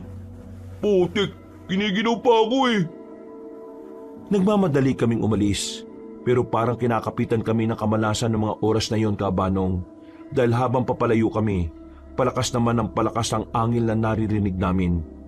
Patunay lang na nagagawa niya kaming sundan. Binilisan pa namin ang binilisan ng takbo namin. Pero kalaunan, bigla na lang may aswang na lumabas sa harapan namin. Siya ang aswang na nakita naming nasa hawla. Maraan siyang lumapit sa amin habang umaangil. Pambira, ito na yata katapusan natin. Sabi ko kasi sa inyo huwag na tayong makialam eh. Huwag kayong matakot. Matakot. Anong tingin mo na nasa harapan natin? Panaginip. Total, mamamatay na rin naman tayo. Aaminin ko na. Ako yung naglagay ng kalahati ng hollow block sa bag mo, Angelo. Nung high school pa tayo nun. Ako din yung naglagay ng bunot sa bag mo. Sira ulo ka pala eh. Iba yung pinagbintangan ko tapos ikaw pala. Jiro, ako naman yung nagtago ng burger mo dati. Oo, alam ko. Paano mo nalaman? Biglang nagkaroon ng malakas na pag-angil. Akmang lalapit na sana siya sa amin nang biglang may matandang lalaki na lumitaw sa gilid. May hawak siyang itak na siyang pinantaga niya sa aswang. Tinamaan yon sa balikat. Dahil sa ginawa na matanda, napatras ang aswang. Pero sinubukan nito ulit umatake. Sa kasamaang palad, muli lang din itong tinamaan ng taga. Sa takot ng aswang ay dali-dali itong tumakbo paalis. Hahabulin pa sana ng matanda pero tuluyan ng nakalayas ang nilalang. Maraming salamat, Lolo. Huwag mo akong tawagin lolo. Unang-una, hindi kita apo. Pangalawa, hindi pa ako lolo kasi wala pa akong apo. Ay, di Manong. Ano ba ginagawa niyo rito? Naligaw kami. Manong, ang galing niyo. Paano niyo nagawa yun? Umalis na kayo. Ang mga kagaya niyong walang alam madaling mamatay sa kagubatan. Pwede po bang samahan niyo kami? Total, ikaw yung may alam eh. Anong sinabi mo? Nako, hindi kita iniinsulto ah. Ang ibig ko sabihin, baka pwede mo kaming tulungan. Ihatid mo lang kami palabas ng gubat. Natatakot kasi kami na baka... Ayaka! Niligtas mo nga kami tapos ayaw mo. Sige na naman Manong. Kapag hindi ka pumayag, tatawagin kitang lolo. Umuwi na kayo! Lolo, lolo, lolo, lolo, lolo, lolo. Manahimik ka! Lolo, lolo, lolo, lolo, lolo, lolo, lolo. Close ba kayo? Sige na, doon na muna kayo sa bahay. Pero sa isang kondisyon. Hindi niya na muna sinabi ang kondisyon, pero pumayag na kami sa sinasabi niya. Ang tanging mahalaga na lang kasi sa amin noon ay ang kaligtasan namin. Sinundan namin na matanda sa paglalakad. Nang makarating na kami sa bakuran niya, binigyan niya kami ng tig-isang palakol. Anong gagawin namin dito? Maglalaban-laban kaming tatlo? Nakita niyo yung mga nakatambak na kahoy. Sibakin ninyo. Kailangan ko ng panggatong bukas ng umaga. Pambira, anong oras na magsisibak pa kami? Gusto niyo maging ligtas, di ba? Ito lang ang paraan, magsibak. Sige na, gawin na natin. Kaysa naman nasa gubat tayo ngayon. Sinimulan namin ang pagsisibak. Bandang madaling araw na kaming natapos. Pinagtimplahan kami ng kape ng matandang lalaki. Habang nagpapahinga, muli niya kaming kinausap. Lihito mong aswang ang munti ka nang pumatay sa kanya. Ano ba nangyari at napadpad kayo sa gubat? Mukhang mga dayo lang kayo. Taga Maynila ba kayo? Taga Maynila kami, pero nagbabakasyon kami rito. Meron kasi kaming natuklasan kaya hinahabol kami ng aswang. Natuklasan? Anong natuklasan ninyo? Sige, kwento niyo sa akin. Aswang. Aswang? Oho, aswang. Yun ang natuklasan namin. Isang lugar kung saan nakakulong ang mga aswang. Inaalagaan, pinaparamit, binibenta. Ang mismong kapitan ng barangay namin ang nag-aalaga sa kanila. Dahil sa mga aswang na alaga niya, namatay yung tatay ng kaibigan namin. Yun ang dahilan kung bakit namin inaalam kung ano ang nasa lugar na yon. At ngayong alam na naming aswang ang naroon, hindi na namin alam ang gagawin. Siguradong hindi na kami makakabalik sa barangay namin. Tahimik lang na nakikinig ang matandang lalaki. Para bang hindi na niya kinagulat na may aswang sa probinsyang yon. Pagkatapos ko magsalita, kalmado lang niyang sinabi na kailangan naming ituro sa kanya ang lugar. Paano kami? Kapag naturo na namin sa iyo kung saan yung lugar na yon, ano mangyayari sa amin? Malamang kami ang babalikan ng kapitan namin. Sumama kayo sa akin para masaya. Para masaya? Masaya bang habulin ng aswang? Sinong may sabi na magpapahabol tayo? Tayo nga habol sa kanila. Teka, sinasabi mo bang kakalabanin natin ng mga aswang? Mismo. At ipagkakatiwala namin sa iyo buhay namin? Hindi ka pa nga namin kilala? Ako si Goryo.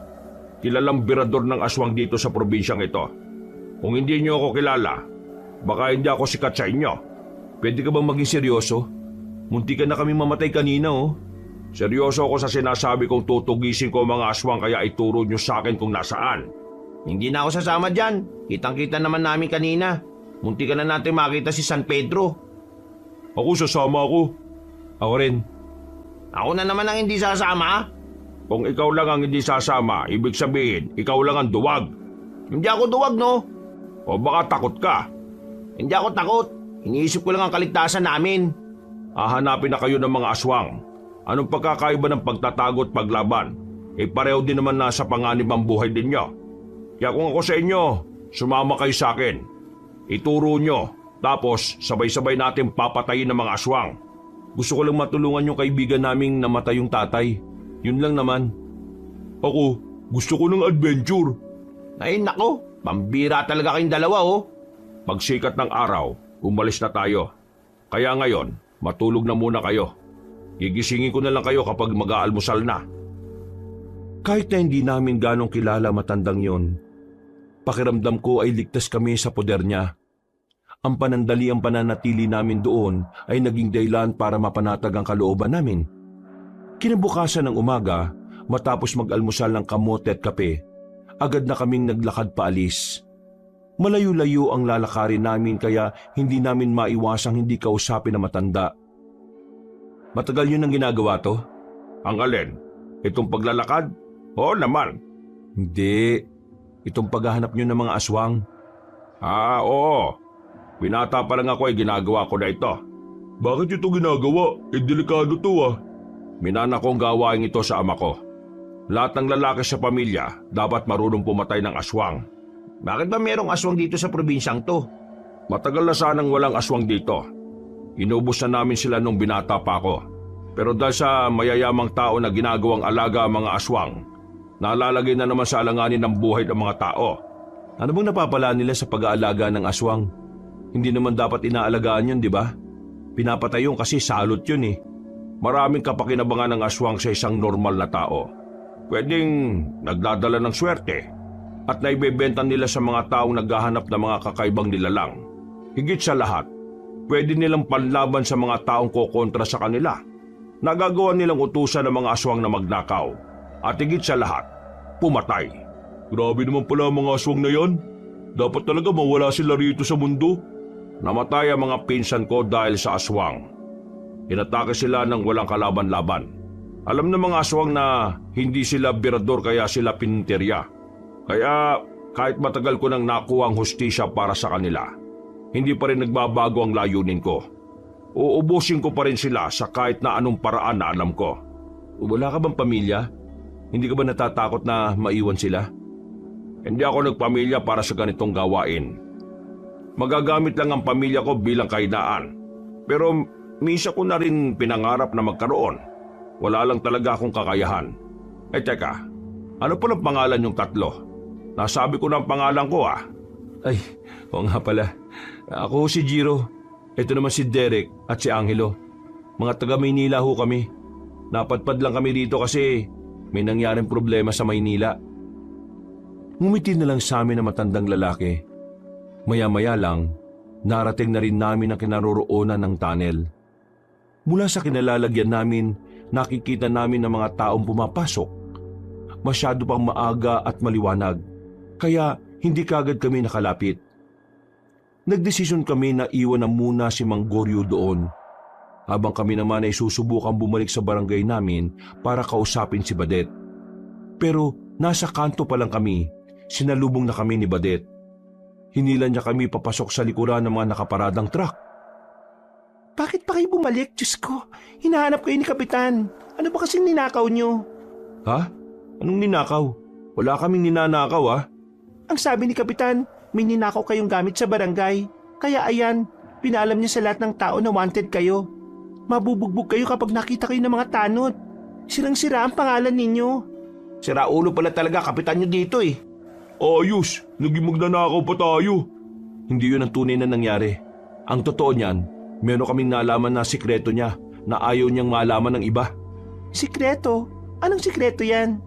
Badit, Si Kapitan Tunying, may mga inaalagaan siyang mga aswang sa isang sikretong tunnel. Yung nakikita nating patay na pusa, yung mga alaga niya namang sigbin ang dumali doon. Si Kapitan ang may-ari ng lugar kung saan nakita namin yung pitakan ng papa mo. At 100%, ang mga alaga niyang aswang ang dumali kay Mang Fidel. Nang sabihin namin yon, nakita namin ang pangingilid ng kanyang luha. Nanginginig siya sa galit. Ramdam namin ang pagkamuhi sa kung paano niya kami tiningnan. Walang iya siya. Papatayin ko siya. Papatayin ko siya kahit kapitan pa siya. Wala akong pakialam kung... Uminahong ka, Badit. Mas lalo magiging komplikado ang lahat lalo na ngayon. Hinahanap na kami kasi may nalalaman na kami. Sinabi lang namin to sa'yo kasi pakiramdam ko, deserve mong malaman ang katotohanan. Pero hindi ibig sabihin nun, gusto kong lumusob ka sa kanya. Anong gagawin ko? Tumunganga na lang dito kahit na alam ko na ang totoo. Yan ang gagawin mo. Pupuntahan mo si Kapitan at sasabihin mong may alaga siyang aswang sa harapan ng maraming tao. Sino sa tingin mo mapapahamak? Ikaw din. Sa oras lang nalaman niya na may alam ka na, pati ikaw damay. Sinabi to sa'yo para may ideya ka at para kahit papano maramdaman mong may pag-asang mabigyan ng hustisya ang papa mo. Hindi para mapahamak ka lang din. Hinawakan ko sa magkabilang balikat si Badit para pakalmahin siya. Kahit na papaano ay huminahon na rin siya. Hindi na namin naituloy ang pag-uusap namin nang biglang dumating na si Derek, ang nagsilbi naming lookout sa kabilang parte ng kanto. Naku, nandyan yung mga tanod. Mukhang nakita yata nila ako. Kailangan na nating umalis. Tara! Sira ulo ka talaga. Bakit ka kasi nagpakita? Paglingon naman namin sa kanang bahagi, sumakto pa na naglalakad na rin doon ang ibang tanod. Wala kaming nagawa kundi ang tumakbo na lang. Mas lalo kaming kinabahan nang makitang sumama na rin sa amin si Badit. Hindi na namin siya pinabalik. Sa halip, hawak-hawak ko na ang kamay niya habang tumatakbo kami sa kagubatan. 1, 2, 3, at marami pang putok ng baril ang narinig namin. Maswerte na lang kami na kahit maliwanag ang paligid, hindi nila kami tinatamaan dahil sa dami ng puno na nakaharang. Binilisan pa namin ang takbo namin. Nagawa naman namin silang iwanan kaya nakahinga na rin kami na maluwag. Talagang isinama mo pa si Badit ah. Ayaw nga nating mapahamak yan eh. Nakita nila tayong kausap si Badit eh. Ibig sabihin, iisipin na rin nila na may nalalaman to. Tama lang na isama natin siya. Badit, makinig ka lang muna sa amin ha. Kasi ang gagawin namin ngayon, papasukin namin ang tunnel para puksayin ang mga aswang. Mala adventure ba? Ganun? Gagawin ko ang lahat para makatulong sa inyo. Basta gusto ko magkaroon ng hustisya ang nangyari sa papa ko. Oo, gagawin natin yan. Pero huwag kang magpapadalos-dalos ha. Naintindihan mo ba kami? Oo, naintindihan ko. Tara na.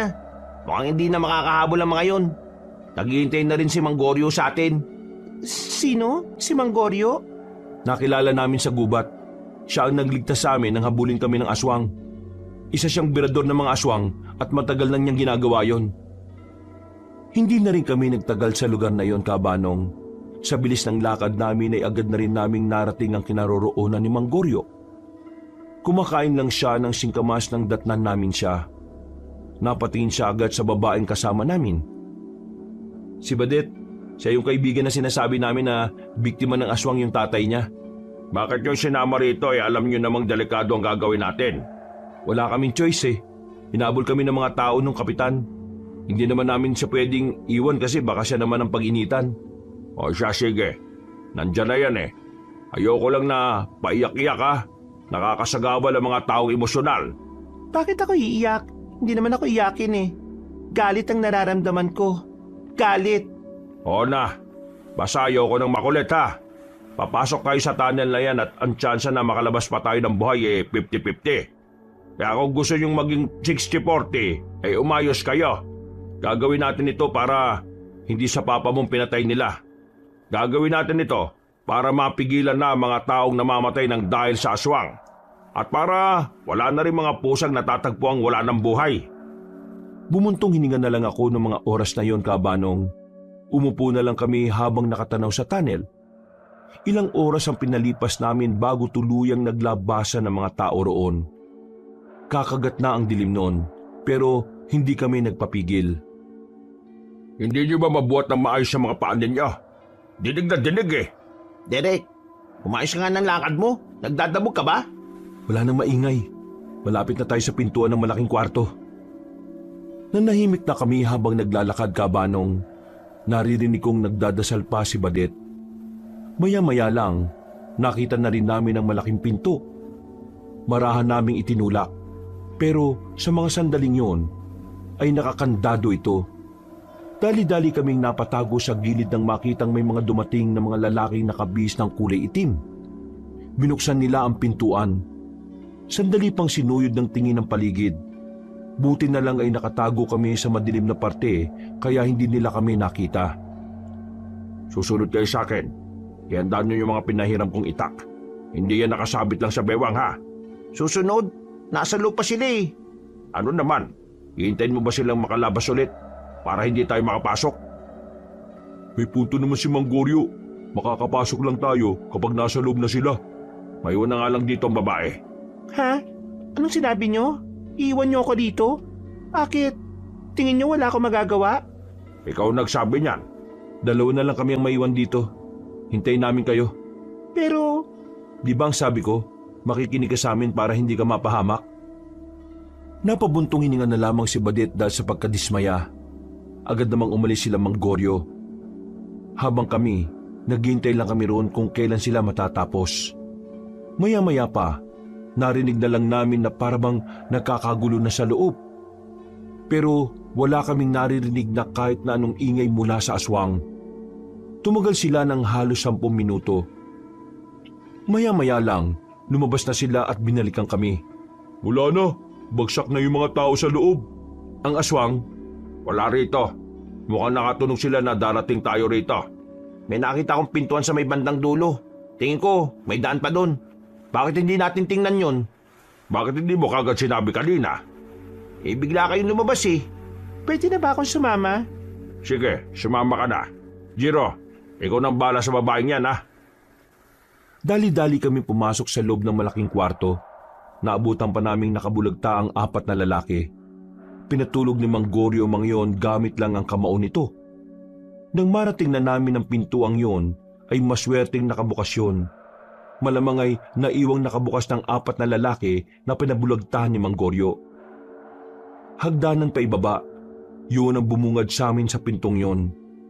Hindi naman na kami nagsayang ng oras pa. Noong mga sandaling yon, may halo ng kaba ng babae namin yon. Mainit sa ilalim, parang kulang din sa hangin. Pero nang makita na namin kung ano ang mga naroon, dito na lang kami pinanlakihan ng mga mata. Na kahit si Mang Goryo ay hindi rin makapaniwala. May malalaking hawla roon, halos magkakatabi lahat. Hindi bababa sa 20 aswang ang naroon. Pero meron pa 2 mag-asawang aswang sa iisang hawla. Meron din bata pa lang na parabang kapapanganak lang dahil gumagapang pa lang. Nang makita kami ng mga aswang na yon ay para silang nagalit. Nagwawala na sila, umaangil ng malakas. Inaalog ang mga hawla. Mang Goryo, anong gagawin natin ngayon? Kailangan kong sunugin ang lugar nito para sama-sama na silang mamatay. E di aalis na kami. Hintayin niyo ako sa labas, kung saan tayo naghintay kanina. Sinunod na namin agad ang sinabi ni Mang Goryo. Mabilis naming nilisan ang lugar na yon. Ang usapan namin ay 5 minuto lang ay makakalabas na siya. Pero tumagal na ng 10 minuto ay hindi pa rin namin siya natatanaw. Sandali, pupuntahan ko na. Nababaliw ka na ba? Nag-aalala ako sa matandang yon. Baka ano nang nangyari sa kanya eh. Sasamahan kita. Angelo, pre, ikaw na munang bahala kay Badet ha. Hindi ko na hinintay pang makakontra si Badet at Jiro kabanong. Nagmamadali na akong pumunta roon kasama si Derek. Pagpasok namin, nakita agad namin si Mang Goryo na nagtatago sa gilid. May sugat na siya sa braso at sinesenyas kaming huwag mag-iingay. Bakit? Anong nangyari? Masyado ako naging kampante. Hindi ko inakala na malakas pala ang aswang na yon. Inasan? Hindi ko alam. Pwede ba? Huwag kang maingay. Maya-maya pa, naramdaman na lang namin ang mabibigat na paa na naglalakad sa kung saan. Base sa reaksyon ng mukha ni Mang Goryo, ramdam ko na kinakabahan na rin siya. Ramdam ko na parang nababahala rin siya para sa kaligtasan niya. Kaya hindi ko na rin maiwasang hindi kabahan. Pagsilip ko, nakita ko ang isang aswang na parang hinahanap kami. Sa hindi ko malamang dahilan, napalingon siya sa kinaroroonan namin. Kumaripas na rin kami ng takbo nang makitang papalapit na siya. Paglabas namin ng pinto, pinilit naming isara yon. Binarahan din namin ng tubo para hindi na siya makalabas. Dali-daling namin binalikan si Badet at si Angelo. Wala na kaming sinayang na pagkakataon. Umalis na rin kami doon. Nakabalik naman kami sa bahay ni Mang Goryo. Kaso, nang dumating kami roon, ay nangingitim na ang braso niya kung saan siya nasugatan. Namumutla na rin at pinagpapawisan ng malala. Natataranta kaming inasikaso siya. Hindi namin alam kung ano ang gagawin sa kanya. Mang Goryo, huy, naririnig niyo ba kami? Oo, anong tingin niyo sa akin, Benge? Ma-update parang naparalisado ang kaliwa kong braso. Pumasok lang sa loob, kunin niyo yung isang bag ko ron. Naroon ang lahat ng gamot ko, bilisan niyo. Ako nang bahala. Meron ba sa inyo marunong maglinis ng sugat? Ako, marunong ako. Akong bahala maglinis niyan. Sundin mo lang ang sasabihin ko, Iha. Nang makuha na ni Derek ang gamot, ay agad na rin sinimulan ni Badet ang paglilinis. Marunong si Badet sa gawaing ganon. Kaya hindi rin naman nagtagal ay gumaan na rin ang pakiramdam na matanda. Unti-unti na rin nawawala ang pangingitim sa braso nito. Mang Goryo, bakit pala nagiging kulay itim yung braso nyo kanina? At bakit nagiging paralisado? May mga aswang na may kakaibang dumi ang kuko. Kung normal kang tao at nakalmot ka nila, mangyayari yon. Ang mga ganong aswang matataas na uri. Kaya kanina, mas pinili kong umatras dahil nabigla rin ako. Masyado ko silang minaliit. Hindi ko tuloy nasunog yung lugar na yon. Kung gano'n na pala karami ang alaga ni Kapitan, ibig sabihin, sobrang panganib ang nakamba sa mga residente sa barangay niya. Hindi lang yan. Baka nga yung mga nawawalang tao nung nakarang taon na binabanggit ng mga mangingisda baka si Kapitan din yung may gawa nun. Marami ng residenteng bigla na lang hindi natatagpuan. Yung iba nga, hanggang ngayon wala pa rin. Kaya ngayon, nagiging maliwanag na sa akin ang lahat. Si Mang Tunying ang may kagagawan. Napakawalang puso niya. Paano niya nagagawa sa mga walang kamalay-malay na tao yun? Kaya iba na ang naiisip kong paraan sa susunod. At sa gagawin ko, hindi ko na kayo isasama. Namulat na ako sa katotohanan na mapapahamak lang kayo. Kung ikaw lang ang mag-isa, baka mas mapahamak ka naman. Ano naman, wala naman akong pamilya Walang naghihintay sa akin. Kayo, may mga taong umaasa sa pagbabalik ninyo. Isa pa, gawain na ito ng birador na gaya ko. Mga normal na tao lang kayo na dapat mamuhay ng payapa. Hindi ko kayo dapat isinama sa mga ganitong gawain. Meron na ako naisip na ibang paraan, Mang Goryo. Pero sana, payagan mo kaming samahan ka. Hindi nga pwede. Pakinggan niyo muna itong naiisip ko bago kayo tumanggi. Ano ba yan, pre? Kung alaga ni Kapitan yung mga aswang at nagagawa niyang pasunurin ng mga yon, dapat unahin natin siya kung yun ang naguutos. Totodasin natin si Mang Tunying, pre. Hindi tayo mamamatay tao, ha? Hindi natin siya tutudasin o hindi natin siya sasaktan. Kukunin lang natin siya para wala nang nagmamando sa mga aswang. Para wala nang magpapatakbo ng lugar na yon. At pwede na rin natin siyang gamitin kung paano natin tuluyang papatayin ng mga aswang. Pipihagin natin si Kapitan para mapaamo mga aswang. At kapag nangyari yon, saka natin sila papatayin. Aalamin natin mula sa kanya kung anong kahinaan ng mga alaga niyang aswang. Napatango na lang si Mang Goryo sa mga sinabi namin. Sumang-ayon din siya sa ideya namin ni Badet. Matapos ang pangyayaring yon, pinili na muna namin magpalamig. Hinintay na muna naming tuluyang gumaling ang sugat ni Mang Goryo. Sinamantala na rin namin ang pagkakataon na mag-imbestiga at mag-obserba sa barangay namin. At dito nga, nalaman na namin na talagang talamak na ang paglabas ng mga aswang. Mas lalong dumami ang mga taong nawawala at ang iba nga ay natatagpuan na lang na kalansay na ang katawan.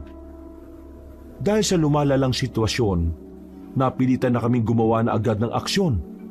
Binuo namin ang matinding plano na inaasahan naming magiging epektibo. Pinag-aralan namin kung saan nagpupunta si Kapitan para maisakatuparan namin ang mga plano. Mga bandang 7:00 ng gabi ay sinundan namin si Kapitan. Palihim namin siyang binuntutan sa isang liblib na bahay. Malaki ang bahay na iyon kaya kutob namin na mayaman ang naroon. Wala namang gaanong bantay roon kaya madali kaming nakalapit. Malinaw ang usapan natin, Mr. Ling. Magbabayad ka sa akin bago ang katapusan. Pero anong petsa na ngayon? Alam mo naman na ayaw ko sa lahat ng pinagmumukha kong taga. Lagpas ka na sa araw na dapat bayad ka na pero pinagbigyan kita. Kaso hanggang ngayon wala ka pa rin balak na magbayad. Anong gusto mo mangyari ngayon? Nakto, sensya na. Ako talaga wala pera ngayon. Alam mo naman ako, bayad malaki kabila ako utang. Hindi naman kita takbuhan Hindi tatakbuhan. Ngayon na kita ulit naabutan sa bahay mo na ito. Sige, ganito na lang, Mr. Ling. Ayoko nang humabago sa usapan na ito. Pambayad mo na sa akin ang malaking bahay mo na ito para wala na tayong problema. Nako, hindi. Bawal. Ito bahay asawa ko na yumao. Hindi pwede bigay o bayad dito. Pag mo ito gustuhin. Kasi ako magbabayad naman sa iyo pag ako meron na ulit pera. Ay, sige. Ayaw mo, Biglang sumipol si Mantunying. Maya-maya'y nag-angilan na ang mga aswang. Ano yun nalilinig ka? Naalala mo ba yung sinabi ko sa iyo na may mga halimaw akong inaalagaan pero hindi ka naniwala? Siguro, ito na ang tamang panahon para maniwala ka sa akin. Ano yung ibig sabihin? Ako nalilito sa sinasabi mo?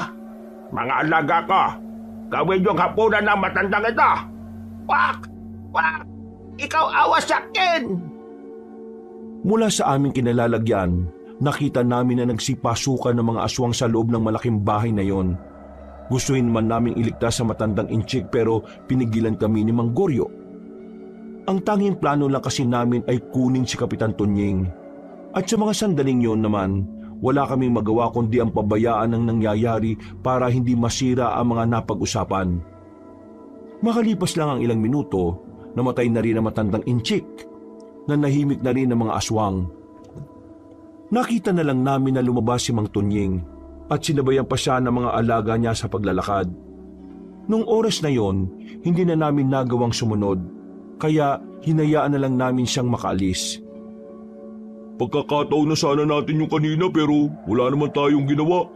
Hinayaan pa natin mamatay yung matandang inchik. Nakakakonsensya kaya. Matibay ang pinag-usapan natin na kahit na anong mangyari, ang unang hakbang na gagawin natin ay kunin ang kapitan. Kaya tama lang ang ginawa natin kanina. Paano naging tama? Anong tama ron? Yung panooring namamatay yung matanda kanina habang tayo walang ginagawa. Sana pala, nagdala ako ng popcorn kasi parang movie marathon yung ginawa natin Nanood lang tayo. Hindi mo naintindihan, pre. Kung may ginawa tayo kanina, bukod sa masisira yung mga plano natin, mamamatay lang din tayo. 6 na aswang yun bukod pa si Kapitan. Yung isang aswang nga mahirap na 6 pa kaya? Ano palang silbi na tinuruan pa niya tayo na pumatay ng aswang kung hindi rin naman pala natin magagamit? Wala namang magbabago kahit na magmaktol ka pa dyan iho. Ang intindihin natin ay kung kailan natin makikita ang Kapitan na mag-isa lang siya. Hindi ko kaya ang ganito. Hindi kaya ng konsyensya ko na panoorin ang kamatayan ng ibang tao kahit na meron naman ako magagawa. Tama na pre, nagiging emosyonal ka na Talaga? Wala kasi kayong emosyon Hindi ba kayo nakukonsensya? Sino bang hindi nakukonsensya? Kami rin naman pre. Pero isipin mo na lang na kung pati tayo namatay, sino na lang magkukusang loob na kalabanin si Kapitan? Wala na, di ba? Kapag tayo namatay, wala na. Habang buhay na mag-aasik ng karanasan dito yung mga alaga niya. Mag-isip-isip ka nga pre.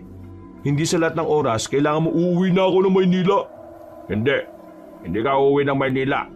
At bakit naman hindi? Sa iba yung Maynila? Uy, mais ka nga sa sinasabi mo. Matuto kang gumalang. Tingin mo ba, hindi ka mapapahamak sa gagawin mo? Lahat ng terminal na sasakyan mo ay gabi lang ang merong pabiyahing Maynila. At sa gabi rin mas lumalabas sa mga aswang. Kilala ka na ni Kapitan. Kayo magkakaibigan. At alam na rin niya meron kang nalalaman. Sigurado ko, pinapahanap ka na rin niya sa mga alaga niyang aswang. At alam mo kung saan nila kayo inaabangan? sa mga lugar kung saan alam niyang doon kayo tatakbo. Sa mga pintuan ng probinsya ito. Isa yan sa napag-usapan namin ni Mang Goryo. Kaya sana makinig ka na lang at sumama ka na lang sa amin. Ito na lang ang isipin mo, pre. Kapag natalo natin ng mga aswang, kasama ka sa mga nagligtas ng maraming buhay. At kasama ka sa nagbigay ng hustisya sa pagpatay sa tatay ko. Huminga na lang ng malalim si Derek. Kalaunan, kumalma na rin naman siya at naintindihan na rin niya ang sinasabi namin. Umuwi na lang muna kami sa bahay ni Mang Goryo. Doon na rin kasi kami pansamantalang tumira dahil hindi na kami nakabalik pa sa barangay. Kinabukasan ng umaga, sinamahan ko si Badet para balikan ang nanay niya. Kailangan niya kasing paalisin sa barangay namin si Aling Flor para makasigurong hindi ito magagamit laban sa amin. At para na rin mailigtas ang nanay niya. Dapat hindi ka na talaga sumama eh. Mapapahama ka lang dito kapag nagkataon. Mas mapapahama ka kung mag-isa ka lang. Alam naman nating hinahanap ka na rin ni Kapitan. Mas maganda ng ganito, kasama mo ko. Hindi kasi ako mapalagay na wala ka sa tabi ko eh. Tumingin na lang sa akin si Badet at saka ngumiti. Bago kami pumasok sa barangay namin, sinuguro muna namin na walang makakakita. Buti na lang talaga kabanong wala pa rin ganong tao sa paligid. Kaya madali kaming nakarating sa bahay nila. Sakto naman na naabutan namin si Aling Flor na abala sa paglalaba. Agad na dinala ni Badet ang nanay niya papasok sa kanilang bahay. Sumama rin ako para makapagtago sa loob. Ma, mag-impake ka na ng mga gamit mo. Kailangan mo nang umalis sa barangay na ito. Hay, ilang araw kang nawala tapos sa pagbalik mo, palalayasin mo ako rito. Sino ka ba sa akala mo? Ma, hindi kita pinapalayas. Inililigtas lang kita sa tiyak na kapahamakan. Kaya makinig ka na lang sa akin, pwede?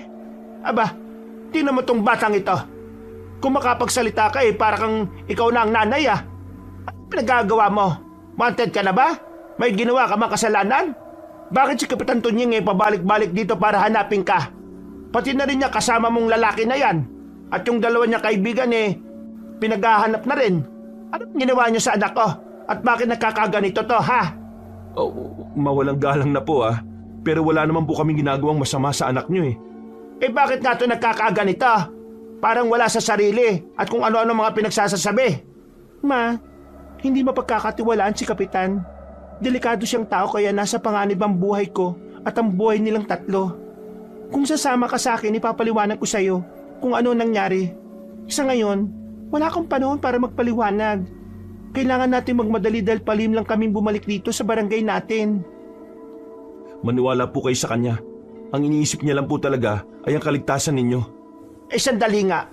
Bakit mapungay ang mga mata ninyo? Nag-a-addict na ba kayong dalawa? Kaya ganyan ang mga sinasabi ninyo? Ma naman, hindi kami ganun. Wala kaming matinong tulog. At ano? Magkasama kayong natutulog sa iisang bahay? Yang bang isusukli mo sa akin matapos kitang palakihin na maayos, Badet? Yan ba? Ma, kailangan na nating umalis dito bago pa tayo maabutan ni Mang Tunying. Wala ka alis. Dito ka lang at ikaw lalaki ka. Ikaw ang umalis. Mapapahamak tayo dito dahil sa mga aswang. Sa sinabing yun ni Badet ay natahimik ang kanyang nanay. Takang-taka ang mukha nito. Hindi rin ito kagad nakapagsalita. Pero maya-maya lang, bigla nitong sinampal ng malakas si Badet. Nagulat kami sa nangyari. Nakita na lang namin na nanggagalaiti na si Aling Flor sa kanya. Akala mo ba nakikipagbiruan pa ako sa iyo? Anong tingin mo sa akin? Sira ulo para maniwala sa mga sinasabi mong yan? Badet, ano bang nangyayari sa iyo? Magising ka nga sa katotohanan? Ma, si Kapitan Tunying marami siyang alagang aswang. Nandun sa isang tunnel na merong underground. At ang mga alaga niya ang pumatay kay tatay. Siya ang may kasalanan kung bakit tumala sa atin si Papa. Manahimik ka! Ang lala mo na! Magsasalita pa sana si Badet nang biglang bumukas ang kanilang pintuan. Nakita na lang namin na pumasok na si Kapitan Tunying. May mga kasama siyang lalaki na hindi naman niya mga tanod. Mukhang wrong timing yata ang dating ko Isang drama ang aking naabutan. Pasensya na. Nasira ko yata ang magandang moment ninyo. Nanlaki ang mga mata namin ni Badet nung oras na yon. Agad na dumaloy ang kaba sa mga ugat namin, kabanong. Lumapit agad sa akin si Badet at maigpit na kumapit sa braso ko. Kapitan. Ano? Alam ko na hinahanap niyo sila. Pero gusto ko lang sanang sabihin na itong anak ko, biktima lang din siya.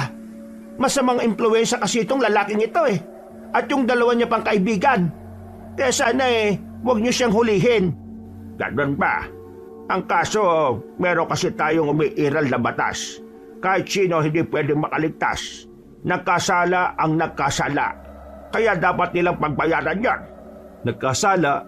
Sige nga, anong kasalanan ng ginawa namin para ipahuli nyo kami? Huwag ka na magmaang-maangan. Alam kong alam mo tinutukoy ka. Hindi mo nga masabi. Gawa-gawa lang kayo para... May nakakita sa inyong gumagamit kayo ng pinagbabawal na herbal. Ang herbal na nakaka-addict para sa isang taong kaya din niya.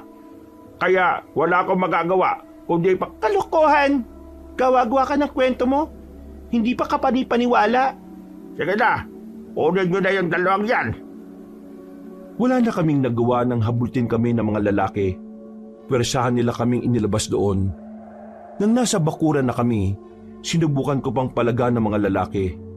Nakawala ako at sinuntok ko ang isa. Pero nang bawian niya ako, tumilapon ako na parang papel. Bumalandra ako sa gilid ng bahay nila Badet. Kahit si Aling Flor ay nagulat din sa nangyari. Huwag mo nang tangkain na pumalag pa kasi. Wala ka rin namang magagawa. Bumangon ako tiningnan ang mga lalaking kasama ni Kapitan Tunying. Di ko na napagtanto na mga aswang pala mga yon.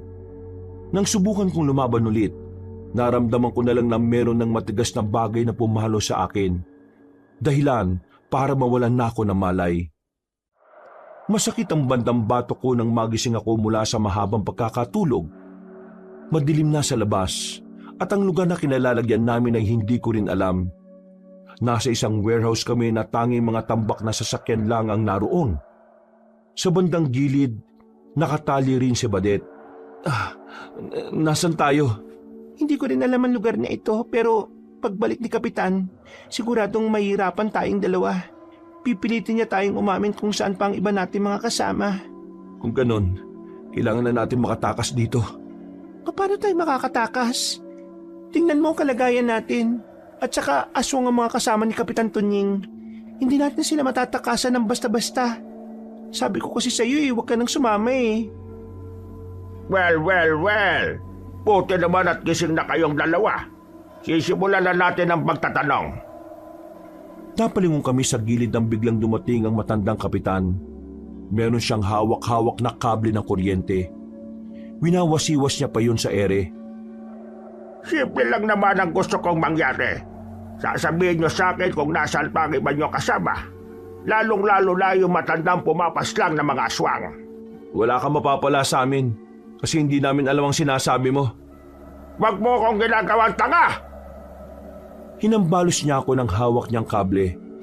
Ilang beses niyang ginawa yung kaya kung saan saang parte ng katawan ko ako tinamaan. Sigaw lang ako ng sigaw sa sobrang sakit. Hindi ko may paliwanag ang hapde. Pero kahit na ganon, hindi pumasok kahit kaunti sa isipan ko na ilaglag ang mga kasama ko. Kahit patayin mo ako ngayon, wala kang mapapala. Dapat kabahan ka na Mang Tunying kasi alam kong hinahanap lang nila kayo. Mamamatay lahat ng alaga mo. Hinahanap? Bakit? Tingin mo ba kakayanin niya ang mga alaga ko? Lalong-lalo na yung pinaka-espesyal sa akin. Alam niyo, wala naman sana tayo magiging problema eh. Kung pinili niyo lang na manahimik kesa makialam. Manahimik? Matapos mong ipalapas sa aswang ang tatay ko, mananahimik kami? Si Fidel. Makulit kasi ang tatay mo eh. Kaya ayan, tigok! Maya-maya lang ay may kinuha na rin mahabang itak si Kapitan Tunying. Itinutok niya yung kay Badet. Mas lalong umarangkada ang kaba sa dibdib ko ng mga sandaling yun. Hindi ako magdadalawang isip na tundasin itong babaeng ito. Kaya umami ka na kung nasaan sila. Hindi na kailangan. Dahil nandito na ako. Hindi namin naasahan na lilitaw si Mang Goryo sa bungad ng warehouse. Mag-isa lang siya, pero hindi namin siya makitaan ng kahit na anong pangamba. Agad na umangil ang mga aswang. Isang senyas lang ni Kapitan Tunying, lumusob na agad ito kay Mang Goryo. Pero laking gulat ng kapitan nang makitang nagawang talunin ni Mang Goryo ang 6 na aswang. Masyado ka yatang kampante, Kapitan. Oo, hindi ko kinaya ang alaga mo nitong nakaraan dahil hindi ako masyadong nakapaganda doon. Pero ngayon, sige, tara, subukan natin ulit. Nagawa mong paslangin ang alim na gwardya ka. Oo, sisiw lang yan. Sisiw pala ha. Sumipol ng malakas si Mang Tunying at ilang sandali lang, naramdaman na lang namin ang mabangis na presensya ng aswang. Ang aswang na tinakasan ni Mang Goryo. Ang aswang na base kay Kapitan Tunying, yun daw ang pinakamabangis. Sige anak, patayin mo ang matandang yan. Isa yung manunugis. At ang manunugis ay kalaban ng mga aswang. Anak pala ang tawag mo dyan? Kung sa bagay, magkamukha naman kayo. Agad na lumusob ang aswang kay Mang Goryo. Mabilis, maliksi at malakas ang aswang na yon. Kaya nang makalapit na ito, kahit sumalag si Mang Goryo ay tumilapon pa rin ito sa lumang kotse. Hindi pa nakontento ang aswang at dinakma nito ulit si Mang Goryo at saka binalibag naman sa kabila. Sa puntong yon, nakikita na namin na talagang walang panama si Mang Goryo. Wala kang binatbat sa alaga ka. Siya ang pinakamabangis at pinakamatindi. At handa niyang isukal ang buhay niya para sa kanyang ama. Mang Goryo, tingin mo ba pumunta ako rito ng walang alam? Ha? Anong ibig mo sabihin? Hindi ako harap sa anak mo nang hindi ko pinag-aralan kung paano siya tatapatan. Bangka na yata eh. Hindi naman tinatablan ng kahit na anong pangontrang aswang ang anak ka. Ha? Bawang? Asin? Mangarap ka ng gising. Sinong nagsabi na gagamit ako ng mga sinabi mo? Nilabas ni Mang Goryo ang espada niya na hindi naman namin nakikita nung nakaraan. Baka sa mukha ni Mang Goryo ang labis na katapangan. Walang mababakas na takot o pangamba sa mukha niya kahit nasugatan pa siya. Kung hindi siya tinatablan ng bawang at asin, siguro naman tatalaban siya ng espadang ibinabad sa dugo ng kabayo. Ano ka ba? Katapusan na nito ng alaga mo. Bumpersang lumusob si Mang Goryo palapit sa aswang. Agad niyang hinataw yun sa tiyan. Naramdaman ng aswang ang ginawa niya kaya bumagal ito ng bahagya. Hindi pa nakontento si Mang Goryo. Muli niya yung tinaga ng espada at kalaunan ay itinarak na rin sa dibdib ng nilalang. Nanlaki ang mga mata ni Mang Tunying. Dali-dali naman yung tumakbo paalis. Nilapitan naman kami ni Mang Goryo para kalaga ng pagkakagapos. Si Kapitan, hindi ba natin siya habulin? Hindi na. Makakasalubong naman niya ang taong bayan. Taong bayan? Akala ko ba kakampi niya ang mga tao? Ang tagal niyong makabalik, kaya gumawa na kami ng bagong plano. Ang kinuha namin ay ang isa sa mga tanod ng kapitan na yon. Napaamin namin siya. Pinagbantaan para makipag-isa sa amin. Siya mismo ang nagdala sa mga tao papunta sa tunnel. Pinangunahan ni Derek at Angelo ang pagsunog sa lugar na yon. Para mamatay na rin ang mga aswang na naroon. Kakampinan natin ang mga residente kaya wala na tayong dapat pang ikabahala. Nakahinga na rin kami ng maluwag nung gabing yon, Kabanong. Pagbalik namin sa barangay, kaguluhan ang bumungad sa amin. Nahuli ng mga tao si Kapitan. Galit na galit ang mga yon dahil karamihan doon na wala ng mahal sa buhay ng dahil sa aswang. Sinubukan namin kausapin ng mga residente na ipaubaya sa otoridad ang nagawang kasalanan ni Kapitan. Pero ayon sa kanila, walang mangyayari dahil hindi naman naniniwala ang mga pulis sa mga aswang. Kaya sila na mismo ang nagkulong kay Kapitan Tunying. Pero kalaunan, nakita na lang nilang walang buhay ang kapitan namin. Kinitil nito ang sariling buhay. Dahil sa mga nangyari, ay nalinis na rin namin ang aming pangalan. Nakabalik na rin kami sa bahay. Humingi na rin ang paumanhin sa amin si Aling Flor nang maliwanagan na siya sa mga nangyari. Si Mang Goryo naman nagpaalam na sa amin para bumalik sa kanyang tahanan. Mula noon, Kabanong, namuhay na rin ng mapayapa ang barangay. Wala nang buhay na nasasayang. Wala nang nawawalang mga tao. Nakakalabas na rin ang lahat sa gabi nang hindi nababahala. Higit sa lahat, hindi na impyerno ang turing ng karamihan sa tahimik na gabi. Sa pagbalik namin sa Maynila para ayusin ang gulo na nagawa ko roon, dala-dala ko ang mga aral at karanasan. Ang mga karanasan na yun ang humila sa akin doon para balikan ang babaeng nagpapatibok ng puso ko. At yun ay walang iba kundi si Badet. Nakalaunan ay naging asawa ko rin at doon na rin kami nagsama. Hanggang dito na lang po ang aking kwento mga kabangers at mga kayanggaw. Sana'y meron kayong nakuwang aral at sana nagustuhan nyo ang aking ibinahagi. Muli, ako po si Jiro. Pinagpalang araw po sa inyong lahat. Mga kabangers, mga kayanggaw, si Kabanong po. Bago po tayo magbakas, ako po'y nagpapasalamat sa lahat ng mga nakinig sa kwento natin ngayong araw na ito. Kung nagustuhan nyo po yung kwento natin, huwag nyo pong kalimutang mag-subscribe kung bago lang po kayo sa channel natin na ito At huwag nyo rin pong kalimutan na pindutin ang notification bell para lagi po kayong nanonotify pag may mga bago tayong mga videos. At huwag nyo rin pong kalimutan na mag-comment at mag-like. Kung medyo nabitin po kayo sa kwento natin ngayong araw, iniimbitahan ko po kayo na bisitahin nyo rin po yung iba natin mga channel. Yung Pamela Clamil channel, kung saan nagnanarit po ako doon bilang Lolo Pael at ako rin bilang Kabanong. At sana'y mag-subscribe rin kayo doon dahil kukunti pa lang ang mga subscriber natin doon At mag-comment at mag-like rin po kayo.